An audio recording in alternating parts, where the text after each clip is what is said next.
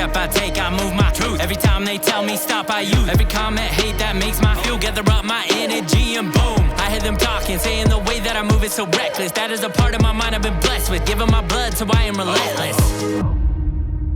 Well, Andrew Huberman, I cannot believe you're on the podcast. I'm super happy to be here. And I like that we're podcasting late in the evening because it's a different vibe. Yeah. You know, I think early in the day, just the brain is different than later in the day. And we've had quite a full day. So I'm super happy to be here. We didn't have time to do a podcast earlier. We were too busy. Yeah, we were grappling with the laws of physics. Yeah. So how was your day? How was I like to share my life with people who I admire or look up to or I'm inspired by, and you're all those three. So it meant a lot for me to be able to share today with you. What'd you think? Well, first of all, right back at you. I'm incredibly inspired by you. There are many a day when I'm back home and I'm like, I'm not going to run today. And then I look at your Instagram feed and I'm like, I better do it. I better do it. You've dadded me a bunch of times that way. Today was spectacular. I'm still digesting the full magnitude of it. Yesterday I gave this talk at University of Oregon to some students, and thanks for coming out. You and Rihanna for coming out. That meant a lot to look into the front row and go, oh, friendly faces. I love and respect. So, and then got a good night's sleep, fortunately. Mm-hmm.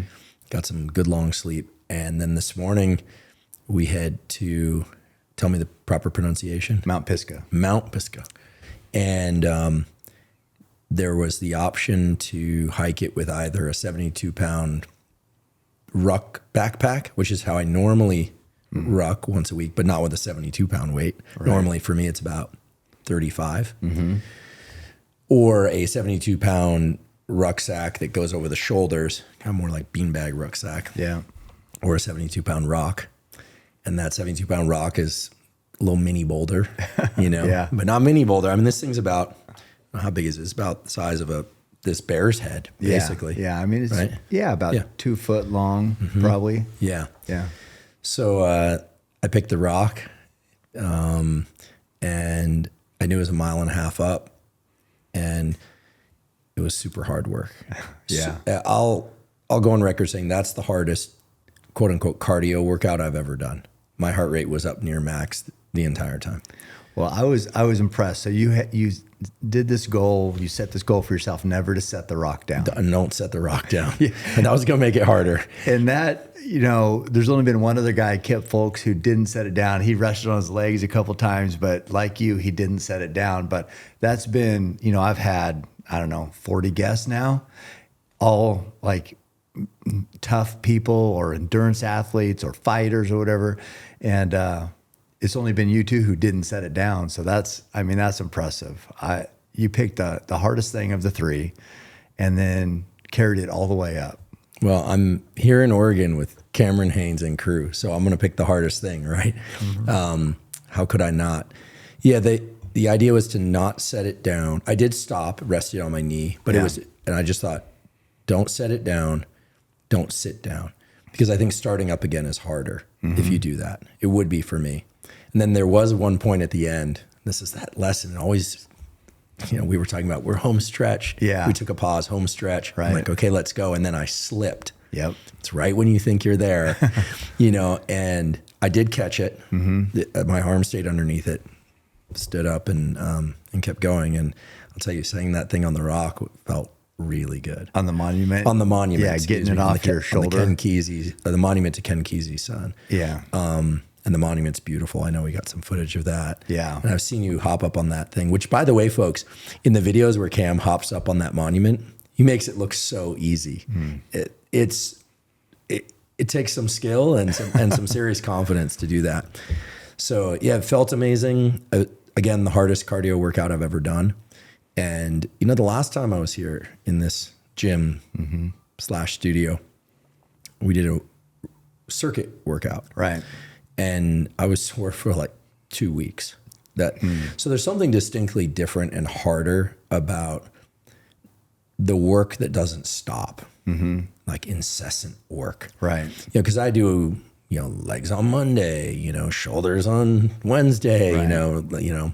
Saturday arms, in the gym, and you get 2-3 minutes, sometimes 5 minutes rest between sets. You're drinking water, listening to music. Completely different game. Even if you're grinding out 4 reps at the end and you're sucking for air, but then the rest comes. But when the rest does not come, it's a completely different test of your inner resource. And I was praying. I was trying to distract myself today. I mean, multiple times I thought I had to pull on all the resources. Yeah. Yeah. It's for me, so I don't know if I have the right formula, but what I've, in regard to workout, I'm training for bow hunting.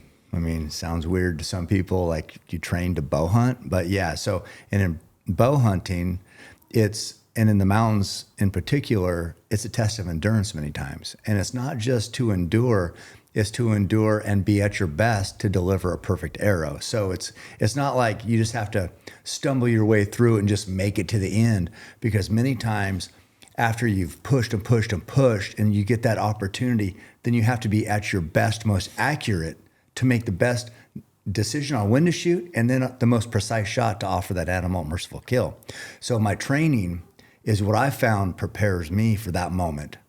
And I need to be able to just perform over long periods of time and then still capitalize. So that's kind of what I've designed my training for.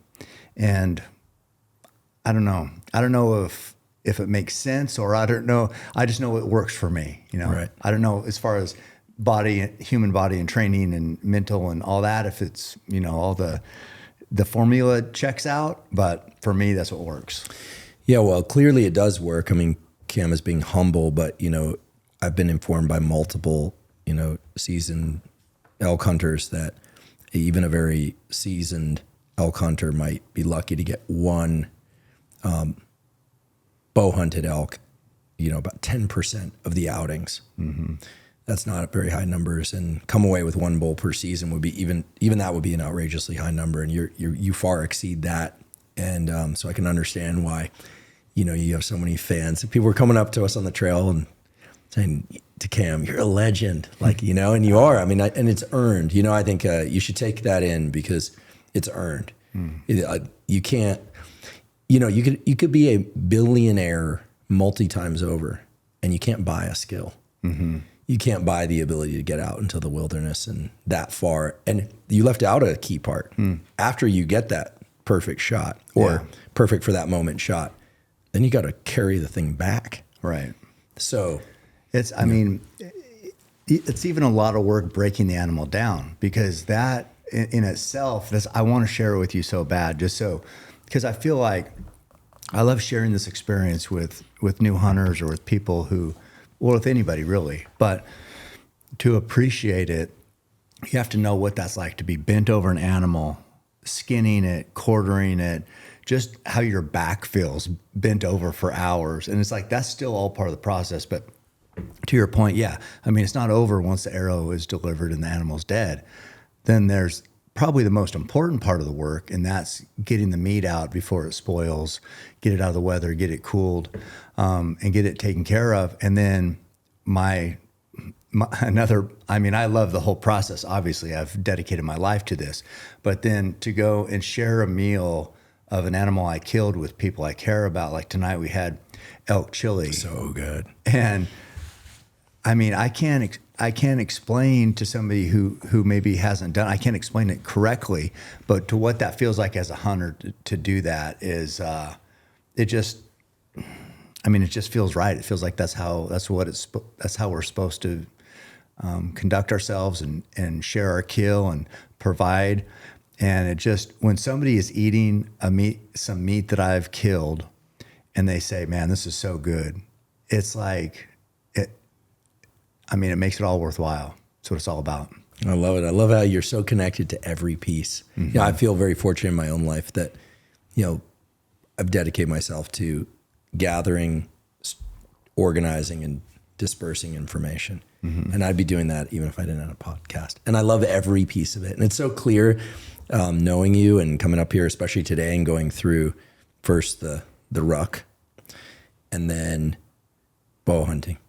Excuse me. Shooting a bow. Archery, yeah. I was archery.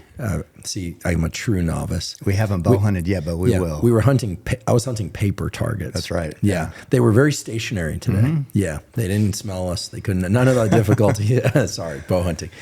First step toward bow hunting. I would love to bow hunt someday. I have to tell you, the archery. Well, first off, I'm addicted. That was an amazing experience. There are not many things that I try for the first time. I'm like, I want to do this. Yeah. So much to say about that. You know, like Lex had me take a jiu-jitsu class for the first time. The guys at 10th Planet in Austin are great. They walked me through it and did that. And it felt great. And I could see myself getting into jiu-jitsu, but it didn't grab me right away as something like, I want to explore this. But the moment that first thwack hit the target today, I'm like, I want to do this. Why? What is it? What is it about it? There's just something so satisfying. I mean, there's a lot of steps for somebody who's never done it before. Yeah. I knew which direction the arrow goes out, and that's about it. Yeah. Learning how to use the right musculature to you'd actually be able to draw back. I always thought that on a compound bow, that when you draw back, that it just sits there, like you could take your hand off. Yeah. I didn't realize that you have to provide some additional, like ongoing tension. Yeah. Sighting up on it, bringing the mind's focus to such a little narrow cone of attention. And then I think it's the contrast between that stillness, a decision, and then ballistic movement. And then it's gone, like arrow leaves the bow like that. That's it. You've set it all up. And it just feels amazing. It's very hard to describe because A, I'm brand new to it. B, it's all kinesthetic. Right. I'm not sure there's a word to describe all of that and how good it feels, but it feels so good. So you've been incredibly gracious. You gave me a bow, and I'm going to be using that thing in my yard. That's good. Yeah, absolutely. I'm going to be at it, if not every day, very close to it. Did you know that there's a quote that says the history of archery is a history of mankind? I didn't know that. Yeah, Fred Bear. And it's just a lot of people, not unlike you, you've tried other things and they didn't resonate like today did. But it's like it feels natural for some reason because man has been bow hunting for a long time. So it's like, even though it's foreign to you specifically, it feels familiar somehow when you do it, or powerful, or like, this is what I'm supposed to do. Why it does that, I have no idea. I just know that it does. And I've seen people react the way you're reacting to it right now. And Joe was one of them. And it's just something that I don't know if can be described succinctly, or I don't know if there is a way, but it's other than man has hunted. We're born to hunt. Some people don't do it. You don't have to. You can buy food, but man, when you're immersed in it, it's not only life-changing, but it just feels like this is what we're supposed to be doing. Yeah. Yeah. I mean, I've shot rifles, shot pistols before and enjoyed that, but it didn't resonate for me in the same way. I didn't feel connected to, the mechanics of it in the same way. I haven't done a lot of it, but so maybe need to do more. But I think with archery, with the bow, that, I realize I'm loving every step. I love how that little arc, what do you call that thing, comes up? Rest. Like the rest kind of comes up slow, and you're like, here we go. And then, and then trying to, take the right positioning with feet and arms and back and all that. And breathe, but get into a position where you can make adjustments. And then, there's something about that contrast between stillness and then so much motion. Yeah. And you have to be relaxed. So you have to be calm, relaxed, and precise back here. And then, as you said, it's just like not an explosion, but a release of the arrow. Yeah. And then you wait till you experience the arc of that arrow. So once we get to distance with your bow and arrow setup, there's that release, and then you watch the arrow arc and then hit home. And that is like, we were close today, so it's hard to see that arc and appreciate that. But when you get to distance and you can watch that, and that's like the closure of that repetition, there's nothing like it. That's why I like, once we get out of distance, we put the balloon up and then you can watch it and you see the arrow arc and then hit, and there's that immediate indication that my arrow went where it was supposed to. It's incredible. But yeah. I'm glad you're so enamored with the Oh, process. I'm completely taken. You know, if anyone's listening to this and thinking, oh, it's just because he's there, like, I'm completely taken by the experience. I'm thinking about it more now. You know, one of the things that I'm absolutely obsessed with is time perception and how elastic our perception of time is. And when we get our eyes into a narrow area, our phone, or like think about a watchmaker, you're paying a lot of attention to something. Even like, you know, I was watching the gentleman at the shop, to remind me his name. Trent, I apologize, Trent. You know, making some adjustments to calibrate the bow. You know, you're getting into that narrow cone of attention. It's almost like things are in slow motion right before you release the arrow. So you bring your cone of attention in, and in small visual areas, we know that you can register very small movements. That's kind of a duh. And that's because you're taking lots of visual frames. It's like frame rate's high, which means slow motion. Like when you see slow motion of a dunk, that's because frame rate was high. Yeah, high speed. But then you go into this totally different frame rate when you release the arrow. And it's, you know, and it's just spectacular. And I think it does something. I think it really does cause my brain and people who like this feeling, the brain to go, wow, like it's, you know, and it's related to your movements and your steadiness and all that. So I'm totally taken, you know, smitten.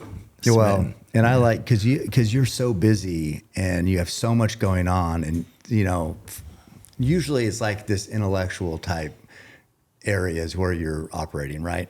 But I like that when you were shooting your bow today, it's like that's all you could be thinking about. You couldn't be solving these world problems or answering these questions from these people or educating as you do as a professor. It was like, it was all like, okay, what do I need to do to release this arrow and hit where I want to hit? That's it. There's nothing else that can come into the equation to make you the best at doing that. And that's what I love about it. Is it's like, you know, people say it's therapeutic or it's meditative like, but you just have to be all in on it to do it right. Yeah. And I think that's powerful. Yeah, there aren't a lot of things that can bring us into the present and keep us there, you know, and until we set it down. You know, the amazing thing about the human brain is that we can think about the past, the present, or the future, or a combination of past and present, or present and future. It's hard to think about all three at once. Right. But, you know, I think we imagine that, and you hear that people, you know, they focus too much on the future tripping. I don't think we do that as much as people think. I think we are rarely thinking about the future as much as people claim. And I think it's rare that we are fully present. I think we tend to think about the past a lot. Too much? Too much.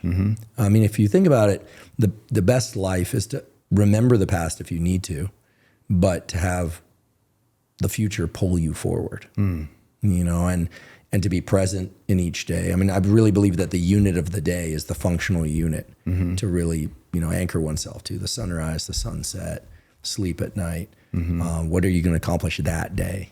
Right. Maybe even need to divide the day into thirds, but at least the unit of the day. And then the unit of the week, you know, is not a coincidence, and that we follow that. But you know, the moment you start trying to think about what you're going to do for more than a week, maybe something you're going to do down the line, you put it on the calendar, but you can't really impact things out that far except what you do right now. Yeah. So I love, you know, the keep hammering slogan, mantra, whatever you want to call it, law of nature for you. So applies because it's that incessant, like now. You want to be better next year? You know, now. What are you going to do today? And so I think archery clearly brings you into the moment. There's no question. I feel the only thing that's ever, you know, not the only thing, but something that also brings me right into the moment is when I do my solo podcasts. It's always just me and Rob in the room. Right. When I think about what I need to accomplish at the beginning, I'm like, I don't know how I'm going to do this.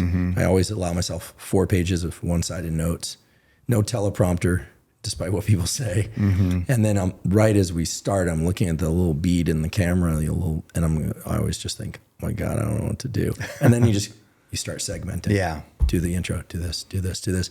When you hit the end, you're like, well, that's how you do it. You break it down. It's sort of the how do you eat the elephant, one bite at a time. So I think with archery, I also loved that, I love the sequence of steps is so fixed. I loved that. Yeah. Well, it's like knocking the arrow. Yeah, just putting the arrow in, you know. I heard, you dry fire it once, you destroy the bro. Great. Yeah. I love rules. Right. Because it's like, there you go. I'm never going to dry fire. So I was really slow, as you notice. I'm like checking every time. I love that the details and how those matter. But I love it when there's a fixed sequence, because I do believe that if you can break things down into a sequence, well, then you can get better at each piece, and each piece getting better will help you improve. But I know at the end of the day, it's also just reps.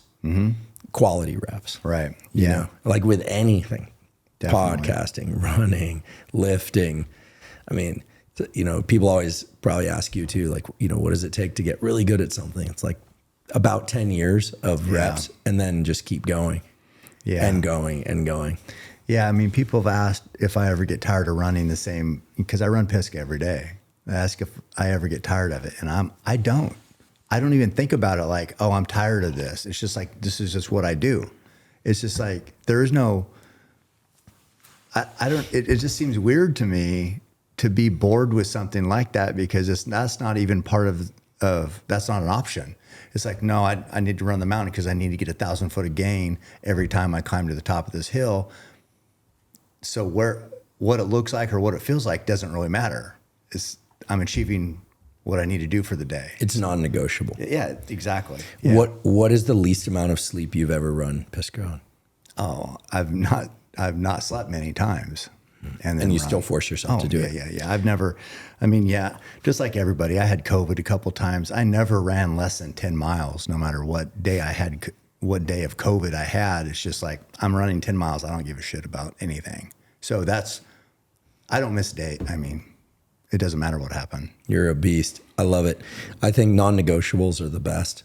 Deadlines are the best. I wouldn't have a career for one deadline. I wouldn't have my degrees. Deadlines are the only thing that work for me. Yeah, I just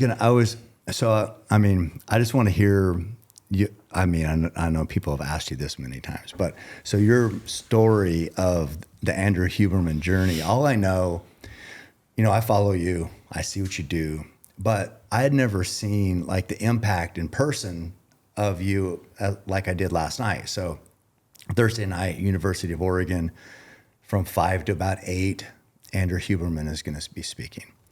And it was packed. They said, okay, I was out there, before you got there, I was out in the hall, and they announced only 500 people can come in. So once it's full, doors are closed. People started streaming in. They got in there and they said, oh, looks like maybe 10 more people could come in. But there was more people than 500 on a Thursday night, young college kids that want to come hear you speak. That is, other than maybe like a Taylor Swift or I don't even know who, but a scientist. That's kind of weird, right? Does that feel weird to you, or are you so used to it now? Because you've been teaching for a while. You've been at Stanford for years. Are you used to it? Because to me, it seems like crazy to think that kids would voluntarily go to hear a scientist speak. Yeah, I'm definitely not used to it. I taught undergraduates when I was a junior professor. We say junior professor before you get tenure. Tenure is really, you do a certain amount of work in a given area and you get essentially, tenure is basically academic freedom. You can still lose your job. People think like how long does it take to be tenured? It depends. Anywhere from 5 to 10 years after you start your faculty position at places like Stanford and some of the other, top tier universities, it can take even longer, 12, 15 years sometimes. So my goal, without getting into my full backstory right now, we could talk about it if you want, but my goal once I decided to get my life in order, which was when I was 19, was to get my PhD by the time I was 30, to get a faculty position by the time I was 35, and to get tenure by the time I was 40. And I wrote it down. Why was that? Where'd that goal come from? Yeah, so I can kind of back this up, and then we can kind of get to what I think might be going on in terms of the interest in science and the podcast. But I'm definitely not used to it, because podcast started in January 21, so we're about 3 years in. Prior to that, I did a year of going on podcasts, Rogan, Lex Friedman, Rich Roll, et cetera. But prior to that, I put a few things out on the internet in 2019. And prior to that, I was just completely underground, no social media. Or I had it, but I post pictures of my dog kind of thing.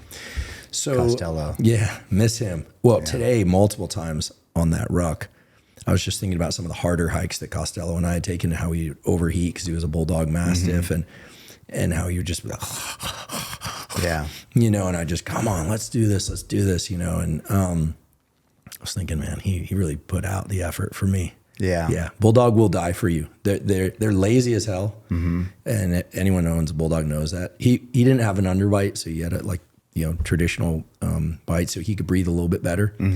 But the bulldog relationship to its owner is they'll absolutely die for you. And you know this because when you have one, they face the door. Whenever you have people over, they love a crowd, but they always face the open door. And then someone comes through that door, they're friendly, but if they sense that you don't like them, they'll just get right between you and anything. He got between me and a giant ATV on the beach once. It looked like the Tiananmen Square picture. Because this was no small ATV. Right. This was a giant thing. And they were just laughing. And they'd move toward him, and he'd move toward them. This is a vehicle, run him over. Yeah. That's how dumb they are, and yet how brave they are. How loyal they are. They're super loyal. So the quick version of the backstory is that, my dad's a scientist. So I grew up knowing what science was. He was a physicist.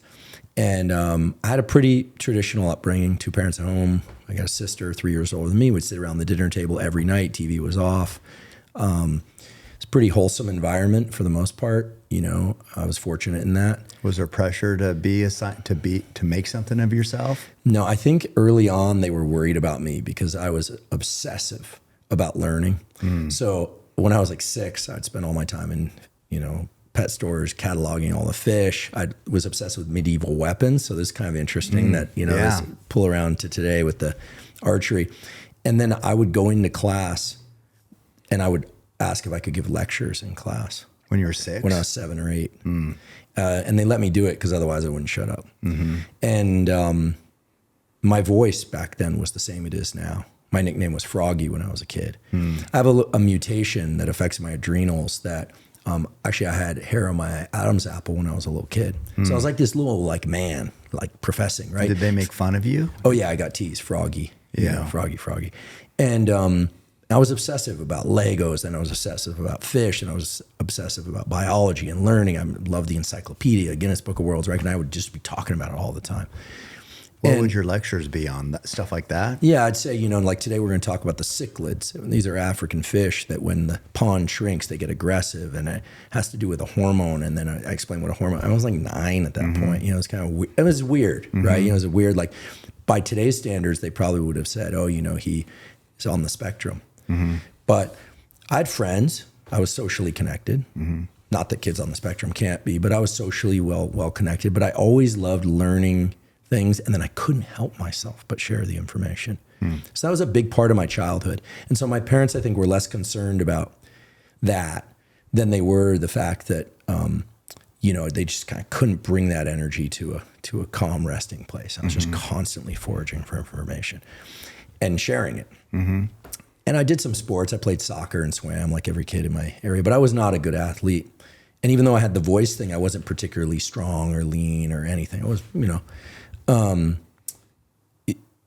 life proceeded pretty normally. And then when I turned about 13, 14, my parents got divorced. It was unfortunately a very high conflict divorce. I mean, I love them both. I've reconnected with both of them in real ways. But I would say you take the list of all the things that parents shouldn't do in a divorce, they basically did them all. I'm excited to announce a partnership with Ice Barrel Cold Plunges. You guys know that I make it a daily ritual to jump into the ice bath before a long run just to get my head right. Just a little bump. And Ice Barrel has provided a cost-effective solution for your cold plunge needs. Ice baths are one of the fastest ways I reset my body because it releases all the endorphins in the most natural way. I like to suffer, and I can tell you, once you start using an Ice Barrel cold plunge, you'll like the cold-induced suffer as well.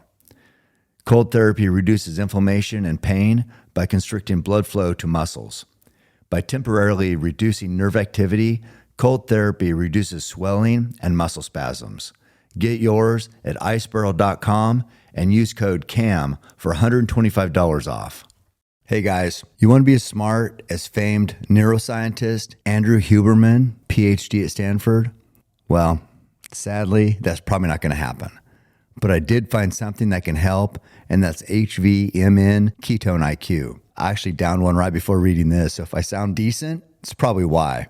Because I'm not sure if you guys realize how much brain power podcasting takes, but whatever I can take that will at least make me sound smarter, I'm in. Ketone IQ is a clean energy boost without sugar or caffeine. Ketone IQ increases your blood ketones. I'm not on a keto diet, but by taking Ketone IQ, I can achieve the desired focus and energy for explosive workouts that ketones typically provide to those in ketosis. You can find Ketone IQ at your local Sprouts or online at hvmn.com. Use code CAM for 20% off your first order. So, at that age, what happened was there wasn't a lot of parental oversight at that point. My dad was out of the picture largely. My mom was really struggling with the whole change in our family structure. My sister was out of the house. And at that time I was getting really interested in skateboarding. And so that's a sport where you don't need parents around. It's also a sport where you have people of all ages. So I started going up really young, hanging out with skateboarders, going up to San Francisco, to a different city than it is now. And there was this place called Embarcadero, the EMB. How did you get there? We'd take the 7F bus, or we'd just hop in a car where the guy was like 16 and had his license and went. That was kind of how skateboarding worked. And to be really clear, I wasn't very good at skateboarding. I wasn't bad, but I wasn't good. And I kept injuring myself. My body hadn't gotten strong yet. And, I had hit puberty on time, but it was a long, slow puberty. I didn't start shaving till I was out of college, but I'd hit puberty when I was 14. Right. So in those years, I was what could only be described as just like feral, wayward youth. I was truant a lot, so I wasn't going to school. Mainly avoided drugs and alcohol. Smoked a little weed, this kind of thing, but started getting in fights. I saw a lot, right? Saw a lot of fights, got a fast education. Some of those kids, Embarcadero was filled with great people, but also some criminals and sociopaths. I saw a lot of beat downs. I saw murder, not there, but elsewhere, like right in front of me, like, whoa, see someone stabbed and killed right in front of you. And then I wasn't going to school very much. And I started getting in trouble, and eventually I ended up in youth detention, which really woke me up, right? The moment that key closes, you're like, I'm messed up. I called my team manager because I'd been put on a skateboard sponsor, mostly out of sympathy. Like I said, it wasn't very good. Yeah. I was like, hey, you got to help me out. I'll never forget what he said. Steve Ruge, who's a great guy, I'm still in touch with him, said to me, he goes, man, I can barely take care of myself. And he goes, and guess what? You're the most normal guy I know. And I thought, oh my goodness, like I'm really in trouble. Yeah. Anyway, I eventually got out.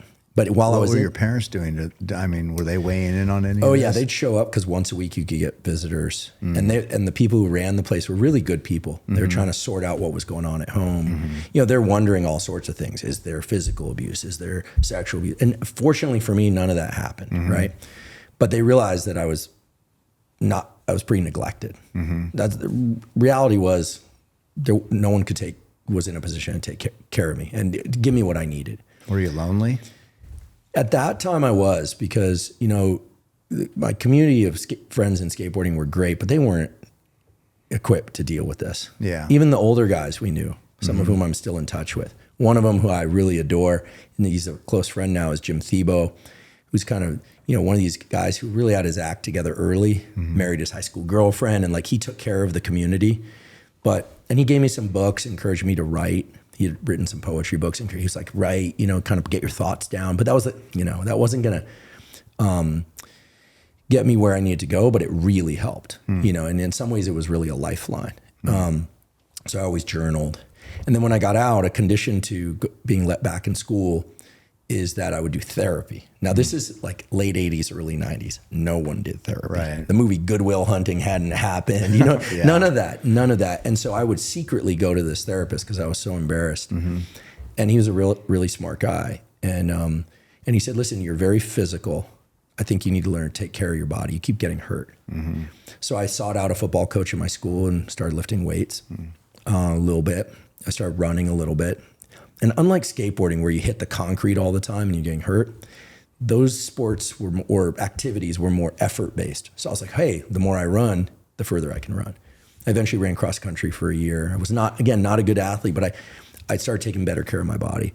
Now, unfortunately, in that time, I got a great girlfriend, but then we started getting into some more serious trouble. We kind of started dabbling in drugs and things like that. And she had a tough situation at home. We drank too much mostly. But, you know, by the time I got to my senior year of high school, she had graduated because she was a year earlier ahead of me, went to UC Santa Barbara. And I was going down to visit her. And she was like my family. And then I realized, you know, I don't want to let her go. You know, I loved her. She was amazing. I'm like, I want to be with her. So I started taking fire science classes my senior year of high school. I figured I'd be a firefighter. I'm physical. I like hanging out in a big crew of guys. Like at that time, it was mostly guys. Like it's service to the community. Seems like a good fit. Great career. And somehow, I don't know how, Cam, somehow I got into UC Santa Barbara. I mean, I probably shouldn't say this, but I'll just say it because I haven't been crystal clear about it before. What I'm about to say, I do not recommend.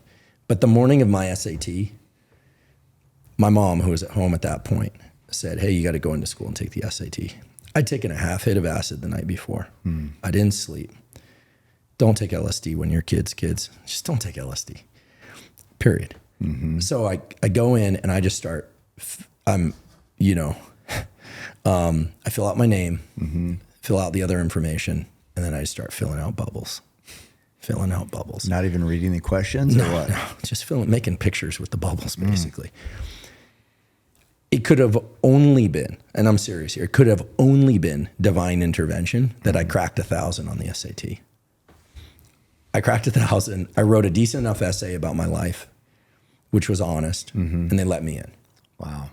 So I go to UC Santa Barbara, and this is a great opportunity, right? I'm going to college. She's there. I completely blow it. I get there. I'm like, this is like a free for all. Like I had already been in environments where there were no rules. All these kids are like away from home for the first time. And I'm like getting in fights. I'm spending all my time at the gym I got really into Thai boxing. I was just a complete knucklehead, right? And she and I would split up, get back together. Anyone she dated, I'd get into fights. We was just a mess, right? Yeah, toxic. And then at the end of my senior year, I actually got into enough trouble that I was banned from going within a 200-yard radius of the dormitories. So I was like, look, this isn't working. I'm gonna move home. So I moved home and went to community college. But the summer between that first year and when I moved home, July 4th, 1994, I go to a party with a bunch of friends and there's some guys like ripping off the house. So what do? You beat them up, right? Because if you're a knucklehead like I was back then, 4 guys. So I get into a fight with all these guys. There's huge melee, a bunch of people in the street, you know. And luckily I didn't get hurt. No one got killed or stabbed, although it got really tense, you know, and I did fine. I stayed up, you know. I wasn't some sort of tough guy, but like I'd been in enough fights that, I mean, there's some things that you can do, like not tell people you're going to hit them. Yeah. Just, those kind of, yeah. But listen, I had already had one friend get cold cocked at a bar and ended up with permanent motor cortex damage. He still walks with a limp today. So, fights we think, boys will be boys, but you can be brain damaged or someone can pull out a gun or a knife. So after that, I went home to where I was squatting. I was squatting in a empty home that summer at Santa Barbara. And I realized I'm officially a loser, right? I'm 19 years old. Girlfriend and I are split up. I screwed up my first opportunity or the opportunity to get a college education. I'd gotten straight C's and D's my first year, if I even got that. I've already been to youth detention once, but now I'm 19. I'm delivering bagels. I don't like the guy who owns the bagel shop. I have a bad attitude. Like, I'm officially a loser. Did you accept that you're a loser? Yeah. Or did you think that I'm capable so much more, I just need a break? What was your mindset? I think I was in a bitterness about what had happened in my family life. I think I was angry, to be honest, that like I wasn't good at anything. I was like, I'm not good at skateboarding. Victim mentality. And I knew I had a strong drive and a capacity to do things, But I kept thinking, who's going to be the great teacher that's going to get me excited about a subject? And I actually wrote a 2-page letter to my mom. I still have it, where I said, this is it. I'm turning it around. I don't care if the teachers are good. I'm going to just do the work. And blah, blah, blah, blah, blah, blah, blah, and a bunch of stuff. Did anybody tell you were intelligent? Or because right now people, if they think of you now, you're like one of the most intelligent people they know of. They listen to you. You're just like, you could throw any topic out and you have some amazing answer. Did you feel intelligent then? Did anybody tell you you're smart? No. I mean, when did you figure that out? I had some carryover from when I was younger that I have a really good memory. And then when I'm excited about something, I really throw myself into it. But, no one told me I was dumb, but I didn't have anything to show for my time. All I had was this story about how things went wrong. And that was really the switch in my head. It was when you're young, people can say, oh my God, you poor kid, all this stuff happened. And, I'm not getting into the details of my home life early on. It was, from about 13 to 18, it was super dark. I mean, there were times when I go home and I was just completely alone. And, and I lived in a community where that wasn't common, so it was easy to hide. But I had friends whose parents, I'd go to their house and eat dinner with them. Or my mom was doing the best she could, and I want to be clear, her idea of family was nuclear family, 2 parents, the kids. And when that fell apart, I think she just went into a tailspin. Yeah. Gave up hope a little bit. Yeah. It was just a total tailspin. So I think what happened that summer after that, July 4, 1994, it's sort of funny because, not that I worry if people believe the stories or not, but recently there are a couple very well-known musicians and people that were actually at that became well-known people in the world who talked about it on other podcasts, and I had a reputation after my freshman year being the guy that was fun to have at a party because it was going to be a fight, or we'd get mattresses up on the roof and set them on fire and then jump onto them. Like I was just the wild. Crazy guy. Yeah, I was wild. Before there was Jackass, there was like everybody that was doing that anyway. Crazy stuff. Yeah. So, that letter was really about like enough is enough. And actually looking back, I realized just now, I mean, that was me parenting myself. I'm like, I'm going to be a good parent to myself because no one else can control me. Right. My parents might have tried. So the letter was to your mom, but it was really to you. Yeah. It was like, hey, listen, whatever has gone on in your past, it's going to mean nothing to the world unless you clean your act up now. So I moved home and I went to Foothill College, which was a community college. And when you move home to community college, you're with all the kids that didn't leave. Yeah. You're with the kids in high school that didn't leave. And most of them it's a commuter school. No one lives there. And I would say most of them at that time weren't staying. They were like taking a couple classes and then leaving. But I will say this, because I think people hear I'm at Stanford, I'm a tenured Stanford professor. I'm a huge fan of the community college system. I mean, it's extremely inexpensive compared to university. Because I think some people feel like that's a failure, and some, they didn't get into the 4-year school, and now they got to go to community college, can't afford it, or they can't afford it, or maybe their grades weren't good enough, and so they need to go get an associate's or something. But you're there with 40-year-old moms, and it's like some kids feel like it's a failed experiment, and they have to settle for community college. Yeah. Well, I think also I'd spent so little time in high school that I didn't have the basics. So I got a great education at Foothill for 2 quarters. It was on the quarter system. I took art history, I took some psychology, some biology, and I'm like, that's it. Like I can do this. I can, I started working really hard, memorizing my textbooks, working really hard. I go to the gym. I always reacted well to the weights. My body could grow quickly. I was still running, lifting, and I started studying for real. And I was like, okay, I'm pretty good at this. If I study, it's kind of interesting. Everyone thinks school's so hard. They tell you what you need to know. Yeah. I mean, sometimes the tests are hard or the lectures are difficult to parse, but they have office hours where if you go, they'll explain what they meant if you didn't understand. I mean, it doesn't get any easier than that in life. Right. It's time consuming, but it doesn't get any easier than that. The challenge can be balancing, too many classes. So for sure. And some classes are downright hard. Yeah. But I decided this is it. So I quickly became a straight A student at the community college. And then I decided to go back to Santa Barbara because I'd taken a leave of absence. So they let me back in, even though I wasn't allowed within 200 yards of some of the classrooms. I had to kind of say, can I come into just this classroom? Yeah. And I was a mess. And people reacted very strangely. They thought, who's this guy now? He left. He was this kind of like wild one, I mean, someone sent me some pictures from my time in Santa Barbara recently, and I think the one, like, I always had a shaved head back then, and I had like a can of WD-40 and it was like blowing like flames. Yeah, we were just wild. It was like, where's the activity? And I come back and I live in a studio apartment by myself, and no joke, it was sit down, set the timer. I'm going to study. I allow myself to listen to Rancid, still my favorite band by a long shot, or Bob Dylan. And I wouldn't even let myself get up to use the bathroom unless that timer buzzed.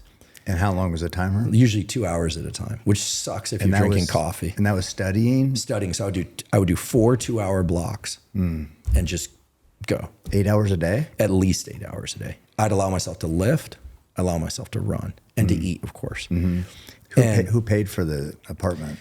Yeah, so that's a good question. So I was very fortunate that I got some support from my dad, who at that point was kind of like, listen, it's do or die for you. And I should have mentioned this earlier, as an academic, I thought, like there was a part of me back then where I was like, F you, like where were you when I needed you, right. Where were you kind of thing. And he and I have since worked out our stuff. We're close. But, he was like, listen, you have a great opportunity with the public education system. I actually said, I want to go to Whitman. I want to become a journalist. And it's this private school up in Walla Walla, Washington. I'm going to be a journalist. And he looked at the tab, like how much it was going to cost. He goes, how are you going to pay for it? Yeah. And so I said, would you pay for it? He goes, no. And that actually was the right thing for him to do. He's like, I want you to go to a big school, big place with public education. My taxes have been paying for this, and go. So I got some help from him, and I worked. So you humbled yourself enough to accept his help. That's because right. Some kids would have said, no, I don't want anything to do with you. Fuck you. Right.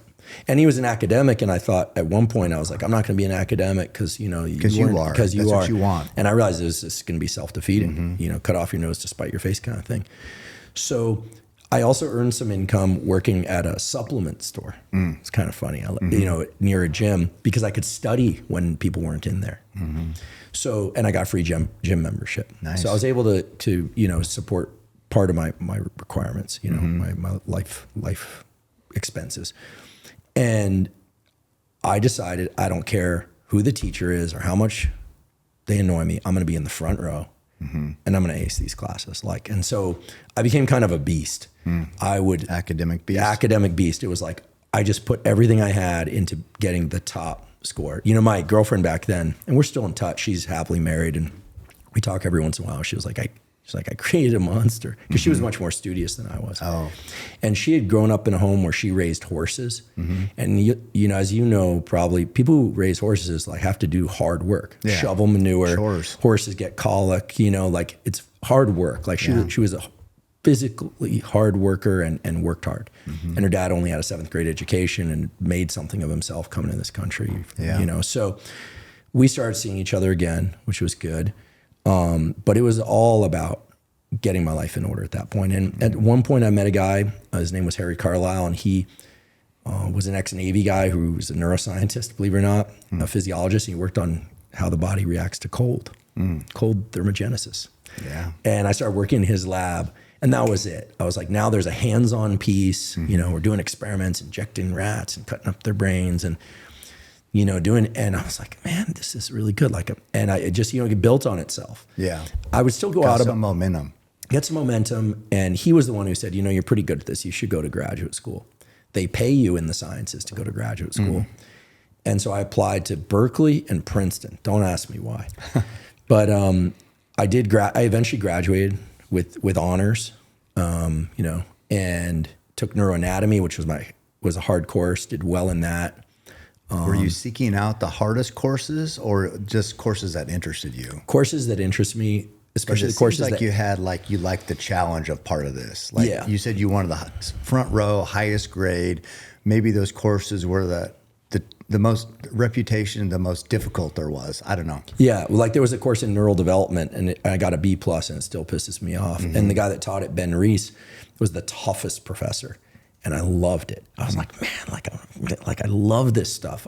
So I love the material, and a lot of those courses were really hard. Was he a tough professor? Like I mean, was he a beast too? Like you? Oh yeah. He taught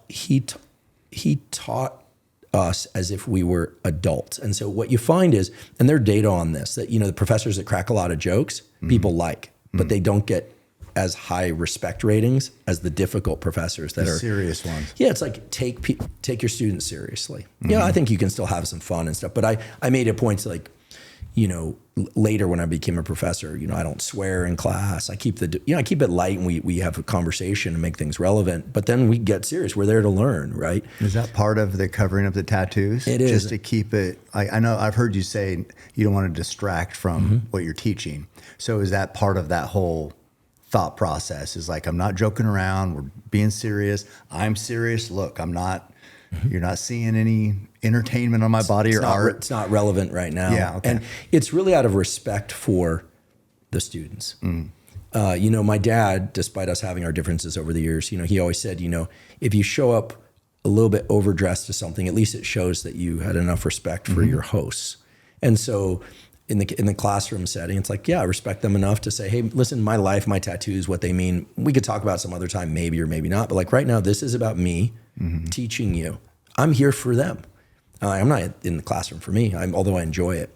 So back then, Harry Carlisle was my favorite professor, and he taught about, depression, schizophrenia, dopamine, thermoregulation, feeding and hunger. He's a really brilliant professor.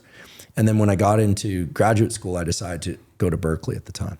Now, my parents were very happy that I had turned my life around. But, I'll be honest, I hadn't worked out some of the demons. So I get to Berkeley, and very quickly I ran into some trouble in my interpersonal life with my girlfriend.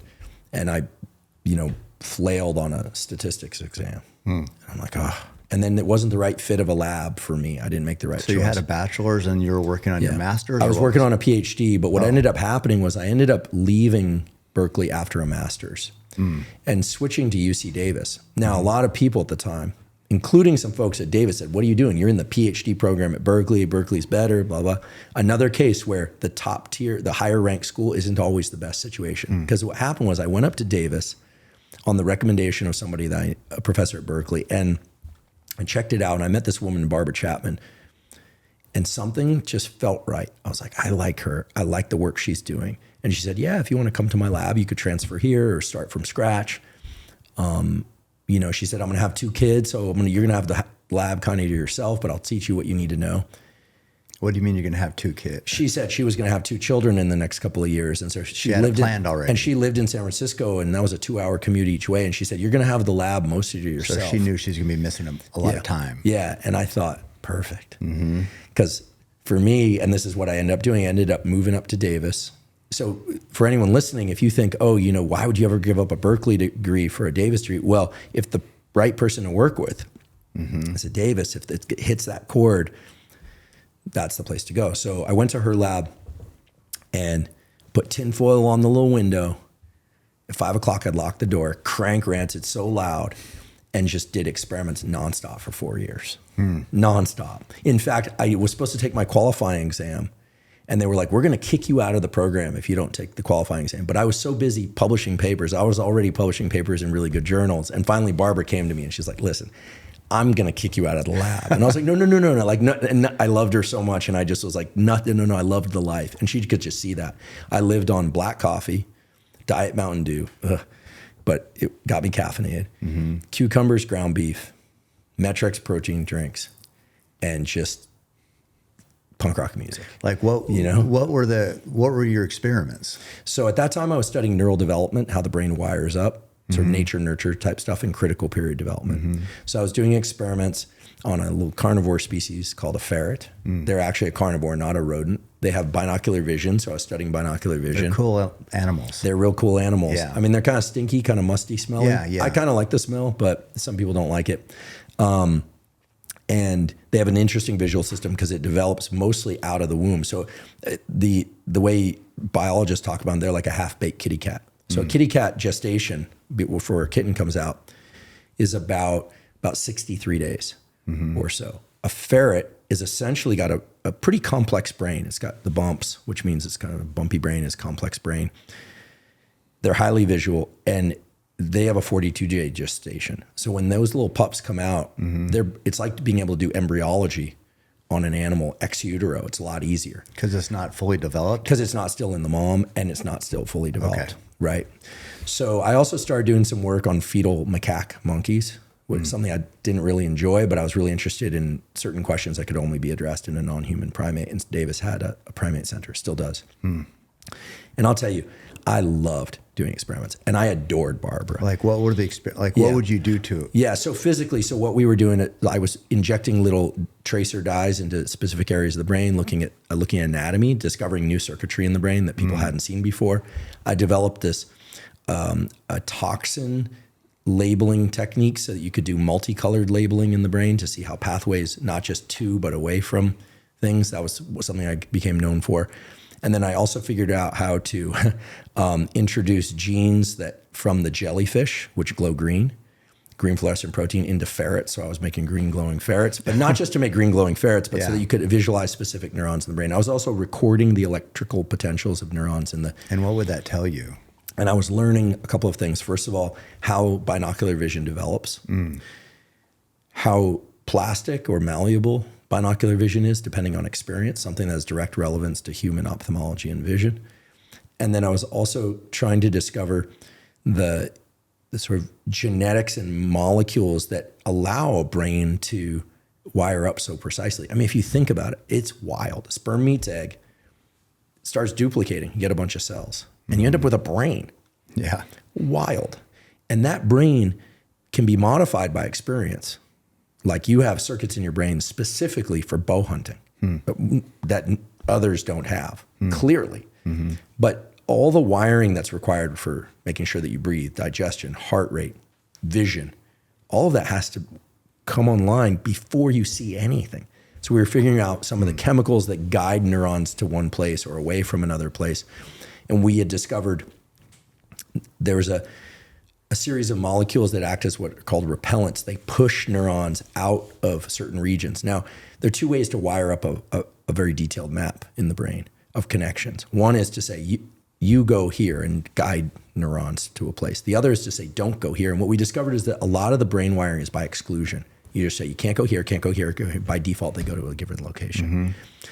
So that's what I did in Barbara's lab, and it went spectacularly well. I loved working for her, published a lot of papers in a lot of really good journals. And at that point, I was like... Was that like publishing a paper? That's a big deal, right? Yeah. So publishing a paper is the final step in any project. Project starts with a question, ends with a publication. It's a long process, 2 to 3 year process, typically. Most graduate students will be happy to publish 1, maybe 2 first author papers where they really led the project. And then there are different journals like Science, Nature, Cell. The rejection rates are about 99%. So 1% acceptance rate, 1% acceptance rate. That's published. That's published. And then other journals, maybe it's 75, 25 and so on. And I was both lucky and very hardworking, and I hit the, timing right. And by the time I'd finished my PhD, I'd published eight first author papers, including 1 in Science. And that's 1 in Nature. It's exceedingly rare, yeah. I mean, I'll say that, most scientists would be lucky to publish 1 paper in Nature or Science in their career. And I've been very lucky to have published, I can't do the math right now. I'd have to go back to my CV, but probably 5 or 6. Is it a function of quality writing or the experiment itself? It's usually the discovery. The writing in most scientific papers is pretty fractured and poor, to be honest. Okay. Yeah. All right. So it's a result of the experiment. Yeah. So when I finished my PhD, I had really turned my life around. I was like, okay, I did it, right? I was like, okay, I have a path. I know what I want to do. And then I went and did a 5-year postdoc, which is like a residency. So where you're not taking any classes, but you're just doing experiments. I did that at Stanford. For 5 years? For 5 years. So how long have you been in school at this point? And I left high school when I was 17 because I'm a fall baby. So my birthday's in September. So I was 17, 18. And did 5 years as an undergrad because I took the time at Foothill, 2 years as a master's, 4-year PhD, 5-year postdoc, 5 years as a junior professor, 12 years as a tenured professor. Holy shit. So yeah, I've got a lot of time under my belt. And So, but this is one. So I got distracted by something. When you're talking about the brain and all the, I mean, you mentioned it last night, and this had me thinking. It's like when you think how all that works, I have to take an aside and say, how could that happen in nature is without a creator? yeah, so, well, here's the thing. I mean, we know that the programs, meaning genes, so genes, DNA, and there's DNA, then there's RNA, and then there's proteins. And proteins are the action end of the game where they say, hey, like grow over here, don't grow over there, you know, become this kind of cell, dopamine cell or a serotonin cell. We know that those mechanisms are incredibly well conserved from mice to humans. Now, certain things happen in the human brain that you don't see in other species, like the elaboration of the parts of the brain that are involved in context and planning, especially. But the memory systems, the ones that control hormones, breathing, heart rate, they're very similar. Not exactly the same, but very similar. Okay. When you start to study and understand brain development, as I did, or neuroplasticity, or dopamine, you have to, meaning I don't care if you're an atheist, agnostic, or believer in creator, you have to step back and just go, wow. Now, then of course there's this difference among scientists as to who believes in God, who doesn't. I'll just go on record. I'm very comfortable saying I believe in God. I do. I think there are many things that science can explain. There are certain things science can't explain, but I'll even go a step further, which is that all the elements of science are entirely compatible with the idea of there being a God. And I'm not the first scientist to say this. I mean, Einstein believed in God. Carl Jung, one of the greatest psychologists ever, clearly believed in God. There are many atheist scientists. There are agnostic scientists who are just kind of like unsure, right? And, you know, for me, I'm in absolute awe of biology.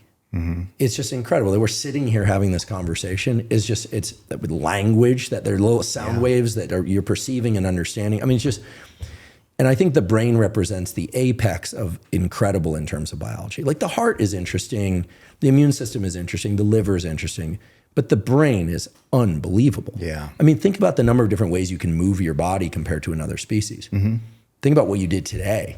Think about what I was attempting to do today, right? Yeah. Spectacular. Think about technology, these lights, the, you know, Tesla cars, spaceships. I mean, the internet, I mean, unbelievable.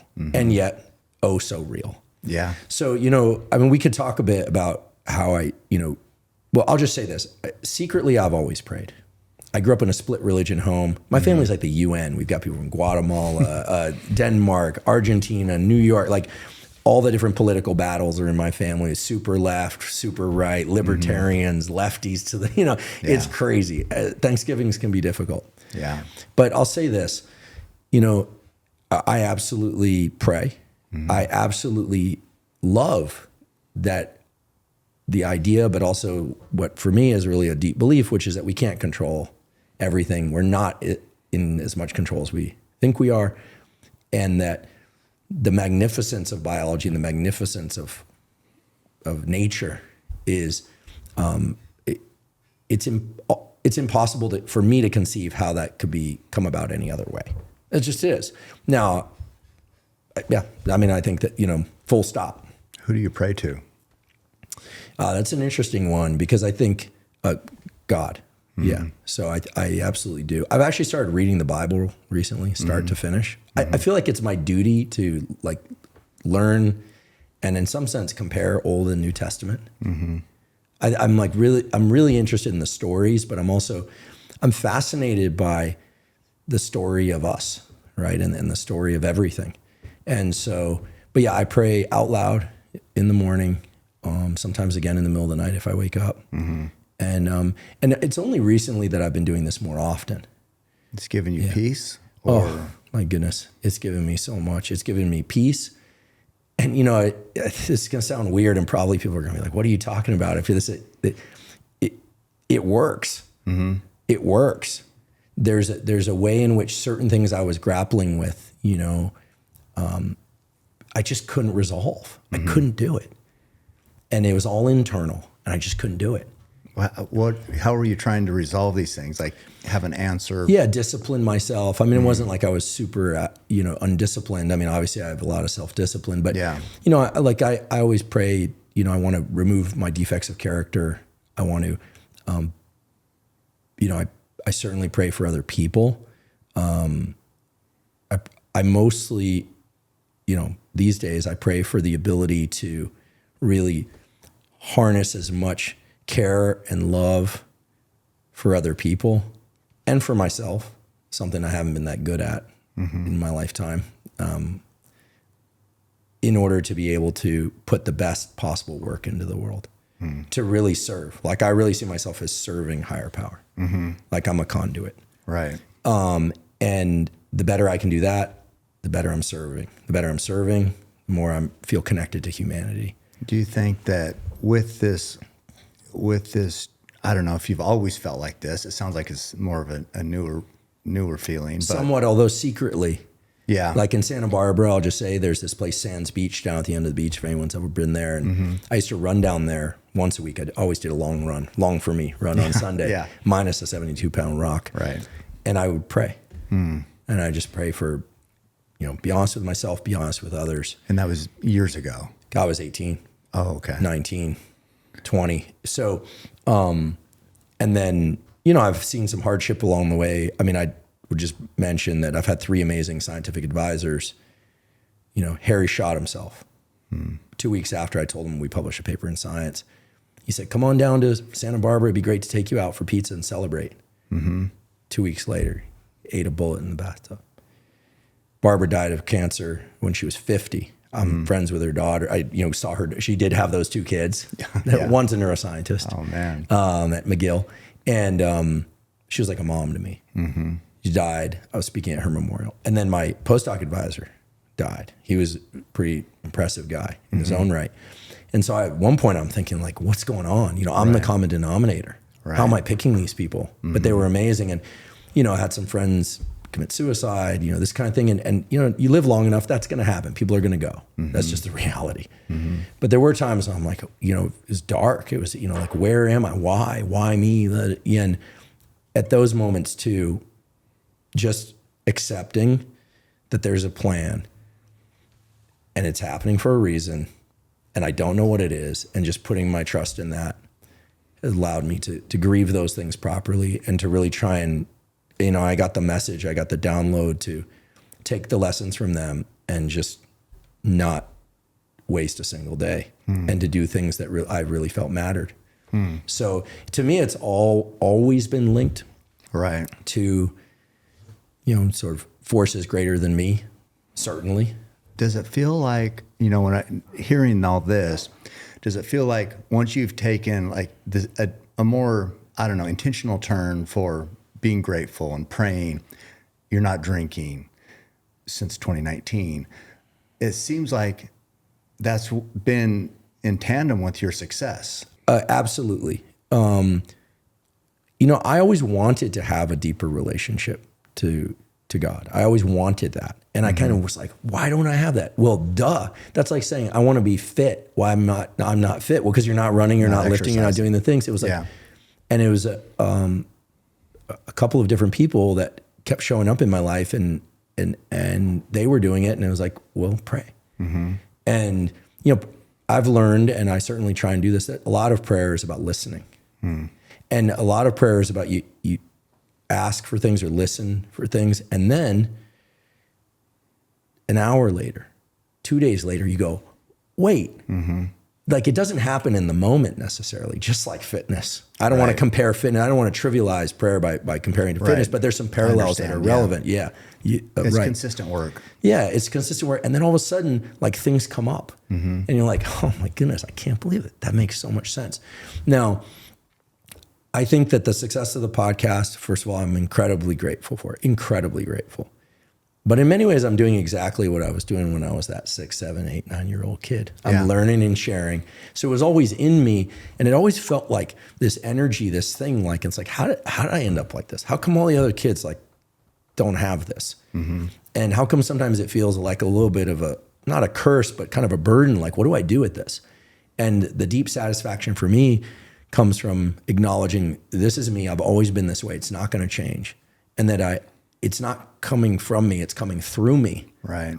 And I just want to do right by it. Mm-hmm. And I think we talked a little bit. It's a gift, and you're honoring your gift. That's right. Essentially. Yes. Well, and I feel like if we're honoring our gifts, we're rewarded. Absolutely. And I think one of the biggest rewards recently comes from, and we talked a little bit about this on the mountain today. It's like, for me, the sweet spot that I finally get steady glimpses of is being loving, but also realistic. Mm-hmm. Like you can be so loving that you lose touch with the reality. Too much trust isn't good either. But you don't want to be unloving to yourself and others, because then you look at the world through a cynical lens, and then you're not going to be doing your best work. So for me, it's all about being loving, but realistic. Mm-hmm. And I think prayer helps me arrive there. It does many, many other things. I also just feel like our time here is limited, and I've been so blessed by people that have come along. I mean, those academic mentors meant everything to me, but so did the academic mentors that I didn't work for directly that helped me along. So did the high school football coach that taught me how to lift. So did Lex Friedman, you, Joe Rogan, right? Rich Roll, people who gave me the opportunity to talk on their podcasts about science, and then eventually, we started our own podcast. So to me, it's this like beautiful ecosystem, and I never ever think of myself as like, okay, like I'm here professing to people. I just love being a part of it. I also, just like when I was a kid, I'm crewed up with a bunch of great people, and it's not all guys. Rhonda Patrick too, who, by the way, folks, people always say, who was first man in on public facing science and health education? Not first man, first woman. It was Rhonda. She was the first. Then came Matt Walker, me, some others, right? So I think the community of podcasters also, I feel like, wow, like this is as great as when I discovered neuroscience. And I actually feel more resonance with podcasters, because it's really like of the love. You can't have a podcast that is worth anything in terms of its success or its content unless the person doing it loves that thing. Right. Like you can't, it's not journalism, it's not media. I mean, and there's a media component because it's public facing, but it's like you love bow hunting. Yeah. You love fitness. You love hammering away every day, right? Yeah, right. And so you're basically talking about the things that you would be doing anyway. And so am I, and so is Joe, and so is Lex, and so is Rich, so is Rhonda. Yeah. And we're getting paid for this. Right, exactly. I do this for free. Exactly. So if anyone out there wants to do a podcast or social media, what I would say is make sure that what you talk about is something that you really, truly care about. And Rob, my producer, and I were talking about this today, that, I think young people would be wise to figure out at least 3 things that they absolutely love doing. And hopefully one of those things can be your source of income in life. Maybe you need an advanced degree to build it up. Maybe you don't. I don't think everyone needs to go to college, but maybe like you want to be a lawyer or a doctor, you need the degree. A bow hunter? No. The degree is earned out there on the hunts. Right. So I think that, but if you love those things and then you also want to teach other people and share how much you love it, well, then you should be a podcaster. But you can't, podcasting is not like the career. The career is all the stuff that goes into the podcast. Right. So anyway, I feel extremely blessed. I'm completely humbled that students would show up on a Thursday night to listen to that lecture. We do live events, and you get, like thousands of people there. Like it's wild. And then I also just turn off any kind of notion that it's like about me, because it's not, it's coming through me. But to me, it just feels like the biggest gift in the world is just learn and share. People say they're blessed all the time, just kind of like I don't know. It doesn't mean maybe what it should. It's just kind of like a habit. Oh, I've been blessed. But when I hear you say you feel blessed, and then I see there's people there last night just staring at you, just like couldn't believe you were there. And what I saw from you was this. Thank you. Thank you. I truly believe you do feel blessed. It's not just lip service, because I saw it. But I saw these people looking, and they want to put you up like on an altar, you know, and that probably feels odd. But to me, your personality, your mindset, or where you are allows you to be like, thank you. I'm a conduit. I've been blessed with this, and I'm sharing it. And it feels very genuine to me after seeing it and hearing it and spending time with you. Yeah, I mean, I don't know. It makes me feel good. Oh, thank you. I mean, your perception is correct that I truly feel blessed, and I am so grateful and humbled for all of it. And I also, it's like, I just have to laugh, right? I'm like doing the same thing as I did when I was a kid. I go learn something, I get excited about, mindsets, or here's the data, or like I'll find a gem in the literature, like, oh my God, people are their minds are they're gonna be so happy. They're gonna be, so many people will benefit. They're gonna like this. Like, or even if they don't like it, like, this is super cool, like, to me. And so it just like geysers out of me. Yeah. And so if people are focused on the idea of like the personality that's delivering it, or the fact that I always wear a black shirt, stuff like, cool, like that's fine if that's what, you know, there's an anchor point there for them. But for me, it's really about the information truly about the information allowing people to feel better and do better.